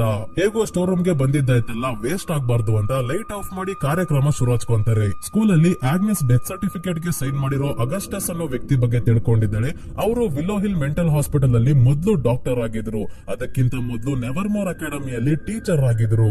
ನಂತರ ಏನಾಯ್ತು ಗೊತ್ತಿಲ್ಲ, ಅವ್ರಿಗೆ ಮಾನಸಿಕ ಕಾಯಿಲೆ ಶುರು ಆಗಿ ಅವರು ಡಾಕ್ಟರ್ ಆಗಿದ್ದ ಮೆಂಟಲ್ ಹಾಸ್ಪಿಟಲ್ ಅಲ್ಲೇ ಪೇಷಂಟ್ ಆಗ್ಬಿಟ್ಟಿದ್ದಾರೆ. ಹೇಗೋ ಅಂಕಲ್ ಫೆಸ್ಟರ್ ಅಲ್ಲೇ ಇದಾರಲ್ಲ ಅಗಸ್ಟಸ್ ಬಗ್ಗೆ ಕೂಡ ತಿಳ್ಕೊಳ್ಳೋಕೆ ಹೇಳಿ ಬಾ ಅಂತ ಥಿಂಗ್ ನ ವೆನ್ಸ್ಡೇ ಕಳ್ಸೋಕೆ ನೋಡ್ತಾಳೆ. ಆದ್ರೆ ಇದ್ದಕ್ಕಿದ್ದಂಗೆ ತುಂಬಾನೇ ಕಾಗೆಗಳು ಬಂದು ಎಲ್ಲರ ಮೇಲೂ ದಾಳಿ ಮಾಡೋಕೆ ಶುರು ಮಾಡ್ತವೆ. ಈ ಕಾಗೆಗಳನ್ನ ಕಂಟ್ರೋಲ್ ಮಾಡ್ತಿರೋ ಆ ಏವಿಯನ್ ಮಹಿಳೆ ಕೂಡ ಇಲ್ಲೇ ಬಚ್ಚಿಡ್ಕೊಂಡು ನೋಡ್ತಾ ಇದ್ದಾಳೆ. ಪ್ರಿನ್ಸಿಪಲ್ ಬ್ಯಾರಿ ತಮ್ಮ ಬೆಂಕಿಯಿಂದ ಕಾಗೆಗಳನ್ನ ಹೆದರಿಸಿ ಓಡಿಸಬೇಕಾದ್ರೆ ಆ ಒಂದು ಕಣ್ಣಿನ ಕಾಗೆ ಥಿಂಗ್ ನ ಎತ್ಕೊಂಡು ಹೋಗ್ತಾ ಇದೆ. ಪ್ರಿನ್ಸಿಪಲ್ ಬ್ಯಾರಿ ಆ ಕಾಗೆ ಮೇಲೂ ಕೂಡ ಬೆಂಕಿ ಬಿಟ್ಟಾಗ ಥಿಂಗ್ ನ ಬಿಟ್ಟು ಹಾರೋಗುತ್ತೆ. ಇನ್ನೇನ್ ಥಿಂಗ್ ಮೇಲಿಂದ ಕೆಳಗೆ ಬಿತ್ತು ಅನ್ನೋಷ್ಟರಲ್ಲಿ ಈ ನಿಡ್ ಬಂದು ಇದನ್ನ ಕಾಪಾಡಿದ್ಲು. ಇದರ ನಡುವೆ ವೆನ್ಸ್ಡೇ ಆ ಏವಿಯನ್ ಮಹಿಳೆಯನ್ನ ನೋಡಿ ಓಡಿಸ್ಕೊಂಡು ಬರ್ತಾ ಇದ್ದಾಳೆ. ಈ ನೆವರ್ಮೋರ್ ಅಕಾಡೆಮಿಯ ಬಿಲ್ಡಿಂಗ್ ಅಲ್ಲಿ ಇರೋ ಸೀಕ್ರೆಟ್ ಜಾಗಗಳ ಬಗ್ಗೆ ಎಲ್ಲ ಇವಳಿಗೆ ಗೊತ್ತು. ಆ ದಾರಿಯಲ್ಲೇ ಕೊನೆಗೂ ತಪ್ಪಿಸ್ಕೊಂತಾಳೆ. ಎಲ್ಲೋದ್ಲು ಅಂತ ವೆನ್ಸ್ಡೇಗೆ ಗೊತ್ತಾಗೋದೇ ಇಲ್ಲ. ಇದೇ ಸಮಯಕ್ಕೆ ಆ ಮಹಿಳೆ ಓಡಿ ಹೋದ ಜಾಗದಿಂದ ಸುಸ್ತಾಗಿರೋ ನಮ್ ಕೆಪ್ರಿ ಮೇಡಮ್ ಬರ್ತಾ ಇದ್ದಾರೆ. ಆಶ್ಚರ್ಯ ಏನಂದ್ರೆ ಇಲ್ಲೇ ಡಾಕ್ಟರ್ ರೇಚಲ್ ಕೂಡ ಇದ್ದಾರೆ. ನೀವೇನ್ ಇಲ್ಲಿ ಅಂತ ವೆನ್ಸ್ಡೇ ಕೇಳಿದಾಗ ನಿಮ್ ಕೆಪ್ರಿ ಮೇಡಮ್ ನ ಮೆಂಟಲ್ ಹಾಸ್ಪಿಟಲ್ ಗೆ ಇನ್ವೈಟ್ ಮಾಡೋಕೆ ಬಂದಿದ್ದೆ, ಅಲ್ಲಿರೋರು ಸ್ವಲ್ಪ ಮ್ಯೂಸಿಕ್ ಕೇಳಲಿ ಅಂತ ಹೇಳಿ ಇಲ್ಲಿಂದ ಹೊರಡ್ತಾರೆ. ಮಾಡ್ತಾರೆ. ವೆನ್ಸ್ಡೇಗೆ ಇಬ್ರು ಮೇಲೂ ಡೌಟ್ ಬರ್ತಾ ಇದೆ. ಆದ್ರೆ ಕೆಪ್ರಿ ಮೇಡಮ್ ಜೋರಾಗಿ ಉಸಿರಾಡ್ತಾ ಇರೋದ್ರಿಂದ ಮತ್ತೆ ಇವರು ಪಕ್ಷಿಗಳನ್ನ ಸಾಕಿರೋದು ನೋಡಿ ಇವರೇ ಆ ಏವಿಯನ್ ಮಹಿಳೆ ಇರಬಹುದು ಅಂತ ಅನ್ಕೊಂತಾಳೆ. ಡಾಕ್ಟರ್ ರೇಚಲ್ ನ ಕರ್ಕೊಂಡು ಹೋಗೋಕೆ ಜೂಡಿ ಕೂಡ ಬಂದಿದ್ದಾರೆ. ಅದಕ್ಕೆ ಇವರ ಕಾರಲ್ಲಿ ಹಾಸ್ಪಿಟಲ್ ಹತ್ರ ಹೋಗಿ ಅಂಕಲ್ ಫೆಸ್ಟರ್ ಗೆ ಅಗಸ್ಟಸ್ ಬಗ್ಗೆ ಹೇಳೋಕೆ ಥಿಂಗ್ ನ ಕಳಿಸ್ತಾಳೆ ವೆನ್ಸ್ಡೇ. ಮಾರ್ಟಿಶಾಗೆ uncle Fester Willow Hill mental hospital ಅಲ್ಲಿ ಇರೋದು ಗೊತ್ತಾಗಿ ವೆನ್ಸ್ಡೇ ಬಳಿ ಬಂದು ಅಂಕಲ್ ಫೆಸ್ಟರ್ ತನಗೆ ಬೇಕಾದಾಗ ಅಷ್ಟೇ ಸಿಗಾಕೊಳ್ಳೋದು. ಅವ್ರದೇನು ನನಗೆ ಭಯ ಇಲ್ಲ, ಆದ್ರೆ ನಿನ್ನ ಮೇಲೆ ಮತ್ತೆ ಥಿಂಗ್ ಮೇಲೆ ಇವತ್ತು ದಾಳಿ ಆಗಿದೆ. ನೀನು ಇಲ್ಲಿಗೆ ಸುಮ್ನಾಗ್ಲಿಲ್ಲ ಅಂದ್ರೆ ಇರೋ ಸಮಸ್ಯೆಯನ್ನ ಇನ್ನೂ ದೊಡ್ಡದ್ ಮಾಡ್ಕೊಂತೀಯ ಅಂತ ಹೇಳ್ತಾರೆ. ಇವ್ರು ಅನ್ಕೊಂಡಂಗೆ ವೆನ್ಸ್ಡೇ ಸಮಸ್ಯೆನ ದೊಡ್ಡದ್ ಮಾಡ್ತಾಳೆ. ಹೇಗೆ ಅಂತ ಇನ್ನು ಸ್ವಲ್ಪ ಹೊತ್ತಲ್ಲಿ ನೋಡೋಣ ಸ್ನೇಹಿತರೆ. ಬಿಯಾಂಕಾ ಅವರಮ್ಮ ಪೊಲೀಸ್ ಸ್ಟೇಷನ್ ಅಲ್ಲಿ ಕುತ್ಕೊಂಡು ಇವಳಿಗೆ ಮೆಸೇಜ್ ಮೇಲೆ ಮೆಸೇಜ್ ಕಳಿಸ್ತಾ ಇದ್ದಾರೆ. ಆದ್ರೆ ಪ್ರೊಫೆಸರ್ ಆರ್ಲಾಫ್ ಇವಳಿಗೆ ಎಲ್ಲೂ ಹೋಗೋಕ್ ಬಿಡ್ತಿಲ್ಲ. ಅದಕ್ಕೆ ಏಜಾಕ್ಸ್ ತನ್ನ ತಲೆಯಲ್ಲಿ ಇರೋ ಹಾವುಗಳನ್ನ ಆರ್ಲಾಫ್ ಗೆ ತೋರಿಸಿ ಇವರನ್ನ ಕಲ್ಲಿನ ರೀತಿ ಮಾಡ್ಬಿಡ್ತಾನೆ. ತಕ್ಷಣ ಬಿಯಾಂಕಾ ಪೊಲೀಸ್ ಸ್ಟೇಷನ್ ಗೆ ಬಂದು ಆಫೀಸರ್ಸ್ ಮೇಲೆ ತನ್ನ ಸೈರನ್ ಪವರ್ಸ್ ನ ಯೂಸ್ ಮಾಡಿ ಈ ಇನ್ವೆಸ್ಟಿಗೇಷನ್ ನ ಇಲ್ಲಿಗೆ ನಿಲ್ಸಿ, ನಮ್ಮ ಅಮ್ಮನ್ನ ನೀವು ಭೇಟಿ ಆಗಿದ್ರಿ ಅನ್ನೋದೇ ಮರ್ತೋಗ್ಬೇಕು ಅಂದಾಗ ಇದೇ ರೀತಿ ಮಾಡ್ತಾರೆ ಈ ಆಫೀಸರ್ಸ್. ಇನ್ನ ಥಿಂಗ್ ಜೂಡಿ ಮತ್ತೆ ಡಾಕ್ಟರ್ ರೇಚಲ್ ಬಂದ ಕಾರಲ್ಲೇ ಮೆಂಟಲ್ ಹಾಸ್ಪಿಟಲ್ ಗೆ ಬಂದು ಅಂಕಲ್ ಫೆಸ್ಟರ್ ನ ಭೇಟಿಯಾಗಿ ಅಗಸ್ಟಸ್ ಅನ್ನೋನ್ನ ಹುಡುಕಿದ್ರೆ ಲೋಯಿಸ್ ಬಗ್ಗೆ ಕೂಡ ಗೊತ್ತಾಗುತ್ತೆ ಅಂತ ಹೇಳಿದಾಗ ಈ ಅಗಸ್ಟಸ್ ಯಾರು ಅಂತ ಸೆಕ್ಯೂರಿಟಿ ಆಫೀಸರ್ ಗೆ ಕೇಳ್ತಾರೆ ಅಂಕಲ್ ಫೆಸ್ಟರ್. ಸೆಕ್ಯೂರಿಟಿ ಆಫೀಸರ್ ಇವರನ್ನ ಅಗಸ್ಟಸ್ ಇರೋ ಹತ್ರ ಕರ್ಕೊಂಡ್ ಬಂದಾಗ ನೋಡ್ತೀವಿ ಇವ್ರಿಗೆ ತುಂಬಾನೇ ವಯಸ್ಸಾಗಿದೆ, ಮಾತಾಡೋಕು ಕಷ್ಟ. ಆದ್ರೆ ಇವರ ಭುಜದ ಮೇಲೆ ಕೂತಿರೋ ಮೆಕಾವ್ಗೆ ಮಾತಾಡೋಕೆ ಬರುತ್ತೆ. ತುಂಬಾನೇ ಗಿಣಿಗಳು ಮಾತಾಡ್ತಾವಲ್ಲ ಅದೇ ರೀತಿ. ಅಂಕಲ್ ಫೆಸ್ಟರ್ ಲೋಯಿಸ್ ನ ಬಗ್ಗೆ ಕೇಳಿದಾಗ ಈ ಗಿಣಿ ನಂಬರ್ಸ್ ಹೇಳ್ತಾ ಇದೆ 51971 ಅಂತ. ಸ್ಕೂಲ್ ಅಲ್ಲಿ ವೆನ್ಸ್ಡೇ ಅಗಸ್ಟಸ್ ಬಗ್ಗೆ ಪ್ರೊಫೆಸರ್ ಆರ್ಲಾಫ್ ಗೆ ಕೇಳಿದಾಗ ಇವ್ರು ಹೇಳ್ತಾರೆ ಅಗಸ್ಟಸ್ ಔಟ್ ಕಾಸ್ಟ್ ಅಲ್ಲ, ನಾರ್ಮಲ್ ಮನುಷ್ಯ ಆಗಿದ್ದ. ಈ ಸ್ಕೂಲ್ ಅಲ್ಲಿ ಸೈನ್ಸ್ ಟೀಚರ್ ಆಗಿದ್ದ. ಅವನ ಹೆಂಡತಿ ಇಲ್ಲಿಗೆ ಬರೋಕು ಮುಂಚೆನೆ ಸಾವನ್ನಪ್ಪಿದ್ಲು. ಆದ್ರೆ ಅವನಿಗೆ ಒಬ್ಳು ಮಗಳಿದ್ದಾಳೆ. ಅವಳಿಗೋಸ್ಕರ ಅಗಸ್ಟಸ್ ಪಕ್ಷಿಗಳಿಗೆ ಅಂತ ದೊಡ್ಡ ಕೇಜ್ ನ ಕಟ್ಕೊಟ್ಟಿದ್ದ ಅಂತ ಹೇಳ್ತಾರೆ. ಇದರಿಂದ ಮೋಸ್ಟ್ಲಿ ಅಗಸ್ಟಸ್ ಅವರ ಮಗಳೇ ಪಕ್ಷಿಗಳನ್ನ ಕಂಟ್ರೋಲ್ ಮಾಡ್ತಿರೋ ಏವಿಯನ್ ಆಗಿರ್ಬೇಕು ಅಂತ ಡೌಟ್ ಬರ್ತಾ ಇದೆ ವೆನ್ಸ್ಡೇಗೆ. ಹಾಸ್ಪಿಟಲ್ ಅಲ್ಲಿ ಅಗಸ್ಟಸ್ ನ ಅಂಕಲ್ ಫೆಸ್ಟರ್ ಇವರ ರೂಮ್ ಗೆ ಕರ್ಕೊಂಡು ಹೋಗ್ಬೇಕಾದ್ರೆ ಇವರನ್ನ ಲಾರೆಲ್ ನೋಡ್ಬಿಡ್ತಾಳೆ. ಪ್ರಾಬ್ಲಮ್ ಏನಾಯ್ತು ಅಂದ್ರೆ ಅಂಕಲ್ ಫೆಸ್ಟರ್ ತಮ್ಮ ಸರ್ನೇಮ್ ಆಡಮ್ಸ್ ಅಂತ ಇಲ್ಲಿವರೆಗೂ ಯಾರಿಗೂ ಹೇಳಿಲ್ಲ. ಆದ್ರೆ ಲಾರೆಲ್ ಗೆ ಇವರು ವೆನ್ಸ್ಡೇ ಆಡಮ್ಸ್ ಅವರ ಅಂಕಲ್ ಫೆಸ್ಟರ್ ಆಡಮ್ಸ್ ಅಂತ ಗೊತ್ತು. ಹಾಗಾಗಿ ಡಾಕ್ಟರ್ ರೇಚಲ್ ಹತ್ರ ಹಾಕೊಟ್ಬಿಡ್ತಾಳೆ ಫೆಸ್ಟರ್ ಆಡಮ್ಸ್ ಅವರು ಅಂತ. ಅಗಸ್ಟಸ್ ನ ಅಂಕಲ್ ಫೆಸ್ಟರ್ ಕರ್ಕೊಂಡು ಹೋಗ್ಬೇಕಾದ್ರೆ ಮೇಂಟೆನೆನ್ಸ್ ನೋ ಆಕ್ಸೆಸ್ ಅಂತ ಬರ್ದಿರೋ ಡೋರ್ ನ ನೋಡಿ ಲೋಯಿಸ್ ಲೋಯಿಸ್ ಅಂತ ಹೇಳ್ತಾ ಇದ್ದಾರೆ. ಅಂದ್ರೆ ಇದರ ಒಳಗೆ ಲೋಯಿಸ್ ಇರ್ಬೋದು ಅಂತ ಅಂಕಲ್ ಫೆಸ್ಟರ್ ಗೆ ಗೊತ್ತಾಯ್ತು. ಅದಕ್ಕೆ ಯಾರಿಗೂ ಕಾಣ್ದಂಗೆ ಈ ಡೋರ್ ಹತ್ರ ಬಂದಾಗ ಡೋರ್ ಲಾಕ್ ಓಪನ್ ಮಾಡೋಕೆ ಇಲ್ಲಿ ಪಾಸ್ವರ್ಡ್ ಹಾಕ್ಬೇಕು. ಇದರ ಪಾಸ್ವರ್ಡ್ ಆ ಗಿಣಿ ಹೇಳಿದ್ದು. ಇವರು ಡೋರ್ ಓಪನ್ ಮಾಡೋಷ್ಟ್ರಲ್ಲೇ ಡಾಕ್ಟರ್ ರೇಚಲ್ ಸೆಕ್ಯೂರಿಟಿ ಅವರನ್ನ ಕರ್ಕೊಂಡು ಬಂದು ಇವರನ್ನ ಎಳ್ಕೊಂಡು ಹೋಗಿ ಜಾಂಬಿ ಸ್ಲರ್ಪ್ ಇರೋ ರೂಮ್ ಅಲ್ಲಿ ಕೂಡ ಹಾಕ್ಬಿಡ್ತಾರೆ. ಇದನ್ನ ನೋಡಿದ ಥಿಂಗ್ ಸೀದಾ ವೆನ್ಸ್ಡೇ ಹತ್ರ ಬಂದು ನಡೆದ ವಿಷಯ ಹೇಳಿದಾಗ ವೆನ್ಸ್ಡೇನೆ ಈ ಬಾರಿ ಹಾಸ್ಪಿಟಲ್ ಗೆ ನುಗ್ಗೋ ಪ್ಲಾನ್ ಮಾಡ್ತಿದ್ದಾಳೆ.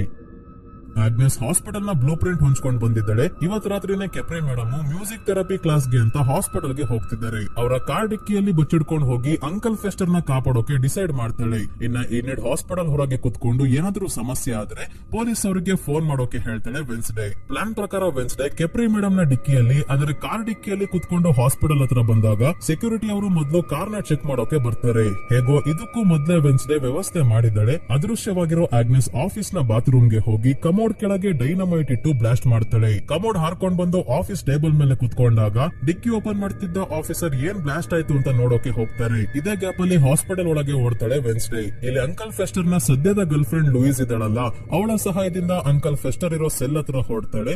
ದಾರಿಯಲ್ಲಿ ಒಬ್ರು ಸೆಕ್ಯೂರಿಟಿ ಅವರ ಆಕ್ಸೆಸ್ ಕಾರ್ಡ್ ನ ಎತ್ಕೊಂತಾಳೆ. ಡೋರ್ ಓಪನ್ ಮಾಡೋಕೆ ಬೇಕಲ್ಲ, ಅಂಕಲ್ ಫೆಸ್ಟರ್ ಇರೋ ರೂಮ್ ಹತ್ರ ಬಂದು ಆಕ್ಸೆಸ್ ಕಾರ್ಡ್ ಇಂದ ಲಾಕ್ ಓಪನ್ ಮಾಡಿ ಇವರನ್ನ ಕರ್ಕೊಂಡು ಹೊಡ್ತಾಳೆ. ಡೋರ್ ನ ಕ್ಲೋಸ್ ಮಾಡ್ದಲೆ ಹಾಗೆ ಹೋಗಿದ್ರಿಂದ ಸ್ಲರ್ಪ್ ಚೈನ್ ನ ಕಟ್ ಮಾಡ್ಕೊಂಡು ಹೊರಗೆ ಬಂದ್ಬಿಡ್ತಾನೆ. ಆಗ್ಲೇ ಚೆನ್ನಾಗಿ ತಿಂದು ಮಾಂಸ ಚರ್ಮ ಎಲ್ಲ ವಾಪಸ್ ಬೆಳ್ಕೊಂತ ಇದೆ. ಇರೋ ತನಕ ಇದ್ದು ಸ್ಲರ್ಪ್ ಲಾರೆಲ್ ನ ಕರ್ಕೊಂಡು ಹೋಗ್ತಿದ್ದ ಸೆಕ್ಯೂರಿಟಿ ಅವರ ಮೇಲೆ ದಾಳಿ ಮಾಡ್ಬಿಟ್ಟ. ಹಾಗಾಗಿ ಇವಳು ಸೀದಾ ಟೈಲರ್ ಹತ್ರ ಓಡ್ತಾಳೆ ಅವನ್ನ ಕರ್ಕೊಂಡು ಎಸ್ಕೇಪ್ ಆಗೋಕೆ. ಸ್ಲರ್ಪ್ ಹೊರಗೆ ಬಂದಿದ್ದಾನೆ ಅಂತ ಎಮರ್ಜೆನ್ಸಿ ಅಲಾರಂ ಹೊಡಿತಾ ಇದ್ದಾರೆ. ಹಾಗಾಗಿ ಬೇರೆ ಪೇಷಂಟ್ಸ್ ನೆಲ್ಲ ಸುರಕ್ಷಿತವಾದ ಜಾಗಕ್ಕೆ ಕರ್ಕೊಂಡು ಹೋಗ್ತಾ ಇದ್ದಾರೆ. ಅಗಸ್ಟಸ್ ನ ಡಾಕ್ಟರ್ ರೇಚಲ್ ಕರ್ಕೊಂಡು ಹೋಗ್ತಾ ಇದ್ದಾರೆ. ವೆನ್ಸ್ಡೇ ಮತ್ತೆ ಫೆಸ್ಟರ್ ಲೋಯಿಸ್ ಇರೋ ಡೋರ್ ಹತ್ರ ಬಂದಾಗ ಅಂಕಲ್ ಫೆಸ್ಟರ್ ಪಾಸ್ವರ್ಡ್ ಹಾಕಿ ಡೋರ್ ಓಪನ್ ಮಾಡ್ತಾರೆ. ಮೇಲ್ನೋಟಕ್ಕೆ ಇದು ಯಾವ್ದೋ ಸ್ಟೋರ್ ರೂಮ್ ಇದ್ದಂಗಿದೆ. ಆದ್ರೆ ಇಲ್ಲಿರೋ ಸೀಕ್ರೆಟ್ ಡೋರ್ ನ ಓಪನ್ ಮಾಡ್ಕೊಂಡು ಮುಂದೆ ಬಂದಾಗ ಗೊತ್ತಾಯ್ತು ಇಲ್ಲಿ ದೊಡ್ಡ ಸೀಕ್ರೆಟ್ ಲ್ಯಾಬ್ ಇದೆ ಅಂತ. ಮತ್ತೆ ಲೋಯಿಸ್ ಅಂದ್ರೆ ಯಾರೋ ವ್ಯಕ್ತಿ, ಯಾರೋ ಮಹಿಳೆ ಅಲ್ಲ. ಇದರ full form long term outcast integration study ಅಂತ. ಅಂದ್ರೆ ಇಲ್ಲಿ ಲೋಯಿಸ್ ಅನ್ನೋ ಸೀಕ್ರೆಟ್ ಪ್ರೋಗ್ರಾಮ್ ನಡೀತಾ ಇದೆ. ಔಟ್ಕಾಸ್ಟ್ ಗಳ ಮೇಲೆ ಎಕ್ಸ್ಪೆರಿಮೆಂಟ್ ನಡೀತಾ ಇದೆ. ಗ್ಯಾಲ್ಪಿನ್ ಮತ್ತೆ ಬ್ರಾಡ್ಬರಿ ಇದೇ ಕೇಸ್ ಮೇಲೆ ಇನ್ವೆಸ್ಟಿಗೇಷನ್ ಮಾಡ್ತಾ ಇದ್ರು. ಎಲ್ಲಿ ತಮ್ಮ ಮಗ ಟೈಲರ್ ಮೇಲೂ ಕೂಡ ಎಕ್ಸ್ಪೆರಿಮೆಂಟ್ ಮಾಡ್ಬಿಡ್ತಾರೋ ಅಂತ. ಮತ್ತೆ ಈ ಹಾಸ್ಪಿಟಲ್ ಅಲ್ಲಿ ಒಂದಷ್ಟು ಜನ ಔಟ್ಕಾಸ್ಟ್ ಸಾವನ್ನಪ್ಪಿದ್ದಾರೆ ಅಂತ ನಕಲಿ ಡೆತ್ ಸರ್ಟಿಫಿಕೇಟ್ ಮಾಡಿಸಿ ಸಾಯದಲ್ಲೇ ಇರೋರ್ನ ಹೇಗ್ ಮಣ್ಣು ಮಾಡ್ತಾರೆ, ಅದಕ್ಕೆ ಪ್ರಾಣಿಗಳ ದೇಹವನ್ನ ಸುಟ್ಟು ಅಸ್ಥಿಯನ್ನ ಸ್ಮಶಾನದಲ್ಲಿ ಇಟ್ಟಿದ್ದಾರಲ್ಲ, ಅದೆಲ್ಲ ಯಾಕೆ ಸುಳ್ಳು ಹೇಳಿದ್ದಾರೆ ಅಂದ್ರೆ ಈ ಜಾಗದಲ್ಲಿ ಎಕ್ಸ್ಪೆರಿಮೆಂಟ್ ಗೆ ಒಳಗಾಗಿರೋರು ಸಾವನ್ನಪ್ಪಿದ್ದಾರೆ ಅಂತ ಪ್ರೂವ್ ಮಾಡಿದ್ರೆ ಯಾರು ಇವರನ್ನ ಹುಡ್ಕೊಂಡ್ ಬರೋದಾಗ್ಲಿ ಪ್ರಶ್ನೆ ಕೇಳೋದಾಗ್ಲಿ ಮಾಡಲ್ಲ ಅಂತ. ಇಲ್ಲಿರೋ ಔಟ್ಕಾಸ್ಟ್ ಗಳನ್ನ ನೋಡಿ ಇವ್ರಿಗೆನೆ ತುಂಬಾ ಬೇಜಾರಾಗ್ತಿದೆ. ಮಾರ್ಟಿಶಿಯಾಳ ತಂಗಿ ಒಫಿಲಿಯಾ ಕೂಡ ಇದೇ ಹಾಸ್ಪಿಟಲ್ ಅಲ್ಲಿ ಇದ್ಲು. 20 ವರ್ಷದಿಂದ ಕಾಣೆ ಆಗಿದ್ದಳು ಅಂದ್ರೆ ಅವಳ ಕತೆ ಏನಾಯ್ತು ಇನ್ನು ಗೊತ್ತಾಗ್ಲಿಲ್ಲ. ಇದೇ ಸಮಯಕ್ಕೆ ಆ ಒಂದು ಕಣ್ಣಿನ ಕಾಗೆ ಮತ್ತೆ ಈ ಪಕ್ಷಿಗಳನ್ನ ಕಂಟ್ರೋಲ್ ಮಾಡ್ತಿರೋ ಮಹಿಳೆ ಇಲ್ಲಿಗೆ ಬಂದು ತನ್ನ ಮುಖವನ್ನ ಕೊನೆಗೂ ಇವ್ರಿಗೆ ತೋರಿಸ್ತಾಳೆ. ಈ ಏವಿಯನ್ ಮತ್ತೆ ಅಗಸ್ಟಸ್ ನ ಮಗಳು ಬೇರೆ ಯಾರು ಅಲ್ಲ, ಈ ಹಾಸ್ಪಿಟಲ್ ನ ಅಡ್ಮಿನಿಸ್ಟ್ರೇಟರ್ ಜೂಡಿ. ಡಾಕ್ಟರ್ ರೇಚಲ್ ನ ಕೆಲಸಕ್ಕೆ ಹಿಡ್ಕೊಂಡು ಹಾಸ್ಪಿಟಲ್ ನ ಕೆಲಸ ಮಾಡಿಸ್ತಾ ಇರ್ತಾಳೆ. ಇವಳು ಯಾರಿಗೂ ಗೊತ್ತಾಗ್ದಂಗೆ ಇಲ್ಲಿ ಸೀಕ್ರೆಟ್ ಆಗಿ ಎಕ್ಸ್ಪೆರಿಮೆಂಟ್ ಮಾಡ್ತಾ ಇದ್ದಾಳೆ. ಜೂಡಿಗೆ ನೆವರ್ಮೋರ್ ಅಕಾಡೆಮಿಯಲ್ಲಿ ಇರೋ ಸೀಕ್ರೆಟ್ ಜಾಗಗಳ ಬಗ್ಗೆ ಹೇಗ್ ಗೊತ್ತು ಅಂದ್ರೆ ಮೊದಲೇ ಪ್ರೊಫೆಸರ್ ಆರ್ಲಾಫ್ ಹೇಳ್ದಂಗೆ ಇವರಪ್ಪ ಸ್ಕೂಲ್ ಅಲ್ಲಿ ಟೀಚರ್ ಆಗಿದ್ದಾಗ ಇವಳು ಕೂಡ ಅಲ್ಲೇ ಇದ್ಲು. ಹಾಗಾಗಿ ಸ್ಕೂಲ್ ಬಗ್ಗೆ ಎಲ್ಲಾ ವಿಷಯ ಇವಳಿಗೆ ಗೊತ್ತಿದೆ. ಏನ್ ವಿಷಯ ಅಂದ್ರೆ ಇವರಪ್ಪ ಅಗಸ್ಟಸ್ ಗೆ ಔಟ್ಕಾಸ್ಟ್ ಅಂದ್ರೆ ತುಂಬಾನೇ ಇಷ್ಟ. ಅದಕ್ಕೆ ಅವ್ರಿಗೂ ಕೂಡ ಔಟ್ಕಾಸ್ಟ್ ಆಗ್ಬೇಕು ಅಂತ ಆಸೆ ಇರುತ್ತೆ. ಅವರ ಐಡಿಯಾ ಏನಾಗಿತ್ತು ಅಂದ್ರೆ ಔಟ್ಕಾಸ್ಟ್ ಅಲ್ಲಿ ಇರೋ ಪವರ್ಸ್ ನ ಎಕ್ಸ್ಟ್ರಾಕ್ಟ್ ಮಾಡಿ ನಾರ್ಮಲ್ ಆಗಿರೋ ಮನುಷ್ಯರ ದೇಹದ ಒಳಗೆ ಆ ಪವರ್ಸ್ ನ ಹಾಕೋದು. ಆ ಎಕ್ಸ್ಪೆರಿಮೆಂಟ್ ಸಕ್ಸಸ್ಫುಲ್ ಆಗಿದೆ ಸ್ನೇಹಿತರೆ. ಅದಕ್ಕೆ ಜೀವಂತ ಸಾಕ್ಷಿನೇ ಜೋಡಿ. ಇವಳಿಗೆ ಏವಿಯನ್ ಪವರ್ಸ್ ಬರೋ ಹಾಗೆ ಮಾಡಿದರೆ ಇವರಪ್ಪ ಅಗಸ್ಟಸ್. ಆ ಎಕ್ಸ್ಪೆರಿಮೆಂಟ್ ನ ಇವತ್ತಿಗೂ ಜೋಡಿ ಮುಂದುವರಿಸ್ತಾ ಇದ್ದಾಳೆ. ಕೋಪದಲ್ಲಿ ಅಂಕಲ್ ಫೆಸ್ಟರ್ ತಮ್ಮ ಎಷ್ಟು ಪವರ್ಸ್ ನ ಯೂಸ್ ಮಾಡೋಕಾಗುತ್ತೋ ಅಷ್ಟು ಶಕ್ತಿಯಿಂದ ಕರೆಂಟ್ ನ ರಿಲೀಸ್ ಮಾಡಿದಾಗ ಜೂಡಿ ಜೊತೆ ಇವರಿಬ್ರು ಕೂಡ ಹಾರೋಗಿ ಬೀಳ್ತಾರೆ. ಇಡೀ ಬಿಲ್ಡಿಂಗ್ ಅಲ್ಲಿ ಶಾರ್ಟ್ ಸರ್ಕ್ಯೂಟ್ ಆಗಿ ಲೈಟ್ಸ್ ಎಲ್ಲ ಆಫ್ ಆಯ್ತು. ಇದಷ್ಟೇ ಅಲ್ಲ, ಈ ಹಾಸ್ಪಿಟಲ್ ನಲ್ಲಿ ಎಷ್ಟು ವಾರ್ಡ್ ಎಷ್ಟು ಸೆಲ್ ಗಳಿದಾವೋ ಎಲ್ಲದರ ಡೋರ್ ಓಪನ್ ಆಗಿ ರಿಯಲ್ ಮೆಂಟಲ್ ಪೇಷಂಟ್ ಗಳು ಔಟ್ಕಾಸ್ಟ್ ಗಳು ಎಲ್ಲರೂ ಹೊರಗೆ ಬಂದು ತಪ್ಪಿಸ್ಕೊಳಕ್ಕೆ ನೋಡ್ತಿದ್ದಾರೆ. ಸ್ಲರ್ಪ್ ತಪ್ಪಿಸ್ಕೊಳಕ್ಕೆ ಏನು ಅರ್ಜೆಂಟ್ ಮಾಡ್ತಿಲ್ಲ. ಸೆಕ್ಯೂರಿಟಿ ಅವರನ್ನೆಲ್ಲ ಸಾಯಿಸಿ ಇವರನ್ನ ತಿಂತಾ ಇದ್ದಾನೆ. ಅದೇ ಎಕ್ಸ್ಪೆರಿಮೆಂಟ್ ಗೆ ಒಳಗಾಗಿದ್ದವರೆಲ್ಲ ತಮ್ಮ ಜೈಲಿಂದ ಹೊರಗೆ ಬಂದು ಜೋಡಿನ ಹಿಡ್ಕೊಂಡು ಕೊಲ್ಲೋಕೆ ನೋಡ್ತಾರೆ. ಆದ್ರೆ ಎಸ್ಕೇಪ್ ಆಗ್ಬಿಡ್ತಾಳೆ ಜೋಡಿ. ಒಬ್ಳು ಔಟ್ಕಾಸ್ಟ್ ತುಂಬಾನೇ ಹೆದರ್ಕೊಂಡಿರೋದು ನೋಡಿ ನಾನು ಇವಳನ್ನ ಕರ್ಕೊಂಡ್ ಬರ್ತೀನಿ ನೀವು ಹೋಗಿ ಅಂತ ಅಂಕಲ್ ಫೆಸ್ಟರ್ ನ ಕಳಿಸ್ತಾಳೆ ವೆನ್ಸ್ಡೇ. ಲಾರೆಲ್ ಟೈಲರ್ ನ ಏನೋ ಬಿಡಿಸ್ತಾಳೆ. ಆದ್ರೆ ಹಿಂದೆನೆ ಇವನು ಹೈಡ್ ಆಗಿ ಮೊದ್ಲು ಕೊಲ್ಲೋದೆ ಲಾರೆಲ್ ನ. ನೆಕ್ಸ್ಟ್ ವೆನ್ಸ್ಡೇ ನ ಹುಡ್ಕೊಂಡು ಹೊಡ್ತಾನೆ. ಸ್ಲರ್ಪ್ ಡಾಕ್ಟರ್ ರೇಚಲ್ ನ ಸಾಯಿಸ್ತಾನೆ. ಇವರ ಜೊತೆನೆ ಇದ್ದ ಅಗಸ್ಟಸ್ ಅವ್ರನ್ನ ಕೂಡ ಕಚ್ಚಿ ಸಾಯಿಸ್ಬಿಡ್ತಾನೆ. ಸಾಯೋಕ್ಕೂ ಮುಂಚೆ ಅಗಸ್ಟಸ್ ನ ಹಳೆ ಫ್ರೆಂಡ್ ಅಂತ ಕರೀತಾನೆ ಸ್ಲರ್ಪ್. ಅಂದ್ರೆ ಇವನು ಕೂಡ ಬದುಕಿದ್ದಾಗ ಸೈಂಟಿಸ್ಟ್ ಆಗಿದ್ದ ಮತ್ತೆ ನೆವರ್ಮೋರ್ ಅಕಾಡೆಮಿಯಲ್ಲಿ ಟೀಚರ್ ಕೂಡ ಆಗಿದ್ನಲ್ಲ. ಹಾಗಾಗಿ ಇಬ್ಬರು ಫ್ರೆಂಡ್ಸ್ ಆಗಿದ್ರು ಅಂತ ಕಾಣುತ್ತೆ. ನೋಡೋಣ ಇದರ ಬಗ್ಗೆ ಮುಂದಿನ ಎಪಿಸೋಡ್ಸ್ ಅಲ್ಲಿ ಏನಾದರೂ ತೋರಿಸ್ತಾರ. ವೆನ್ಸ್ಡೇ ಆ ಒಬ್ಳು ಔಟ್ಕಾಸ್ಟ್ ನ ಕರ್ಕೊಂಡು ಹೋಗ್ಬೇಕಾದ್ರೆ ಇಲ್ಲಿಗೆನೆ ಹೈಡ್ ಬಂದು ಇವಳಿಗೆ ಹೇಗ್ ಹೊಡಿತಾನೆ ಅಂದ್ರೆ ಕಿಟಕಿ ಹೊಡ್ಕೊಂಡ್ ಬಂದು ಬಿಲ್ಡಿಂಗ್ ನ ಮೇಲಿಂದ ಕೆಳಗೆ ಬೀಳ್ತಾಳೆ ವೆನ್ಸ್ಡೇ. ಇದರಿಂದ ತುಂಬಾನೇ ಗಾಯಗೊಂಡು ಪ್ರಜ್ಞೆ ತಪ್ತಾಳೆ. ಆಗ್ಲೇ ಹಾಸ್ಪಿಟಲ್ ಅಲ್ಲಿ ಜಾತ್ರೆ ಶುರು ಆಗಿರೋದು ಗೊತ್ತಾಗಿ ಈ ನಿಡ್ ಪೊಲೀಸ್ ಗೆ ಫೋನ್ ಮಾಡಿದ್ಲು. ಶೆರೀಫ್ ಸ್ಯಾಂಟಿಯಾಗೋ ತಮ್ಮ ಟೀಮ್ ನ ಕರ್ಕೊಂಡ್ ಬಂದಾಗ ಹೈಡ್ ಇವರ ಮೇಲೂ ಕೂಡ ದಾಳಿ ಮಾಡಿ ಹಾಸ್ಪಿಟಲ್ ಇಂದ ಎಸ್ಕೇಪ್ ಆಗ್ತಾನೆ. ವೆನ್ಸ್ಡೇ ನ ಹಾಸ್ಪಿಟಲ್ ಗೆ ಕರ್ಕೊಂಡು ಹೋಗೋಕೆ ಅಂದ್ರೆ ನಾರ್ಮಲ್ ಹಾಸ್ಪಿಟಲ್ ಗೆ ಕರ್ಕೊಂಡು ಹೋಗೋಕೆ ಶೆರೀಫ್ ಆಂಬುಲೆನ್ಸ್ ನ ಕರೀತಾರೆ. ಈಗ ಮಾರ್ಟಿಶಿಯಾಗೆ ಏನ್ ಭಯ ಇತ್ತೋ ಅದೇ ಆಯ್ತು. ಮೊದ್ಲೇ ಹೇಳಿದ್ಲು ಇರೋ ಸಮಸ್ಯೆನ ದೊಡ್ಡದ್ ಮಾಡಬೇಡ ಅಂತ. ಇವಳು ಹಾಸ್ಪಿಟಲ್ ಅಲ್ಲಿ ಇದ್ದ ಸಮಸ್ಯೆಯನ್ನ ಇಡೀ ಊರ್ಗೆ ಹರಡ್ಕೊಳ್ಳೋ ಹಾಗೆ ಮಾಡಿದ್ದಾಳೆ. ಎಲ್ಲಾ ಖತರ್ನಾಕ್ ಪೇಷಂಟ್ಸ್ ಎಸ್ಕೇಪ್ ಆಗಿದ್ದಾರೆ. ಸೊ ಸ್ನೇಹಿತರೆ, ಎಪಿಸೋಡ್ 3-4 ಇಲ್ಲಿಗೆ ಮುಗಿಯುತ್ತೆ. ಈ ವಿಡಿಯೋ ಇಷ್ಟ ಆಗಿದ್ರೆ ಲೈಕ್ ಮಾಡಿ ಮತ್ತೆ ಹೈಪ್ ಕೂಡ ಮಾಡಿ ಸ್ನೇಹಿತರೆ. ಇದೇ ರೀತಿಯ ವಿಡಿಯೋವಿನೊಂದಿಗೆ ಮತ್ತೆ ನಿಮ್ಮನ್ನ ಭೇಟಿ ಆಗ್ತೀನಿ. ಧನ್ಯವಾದಗಳು.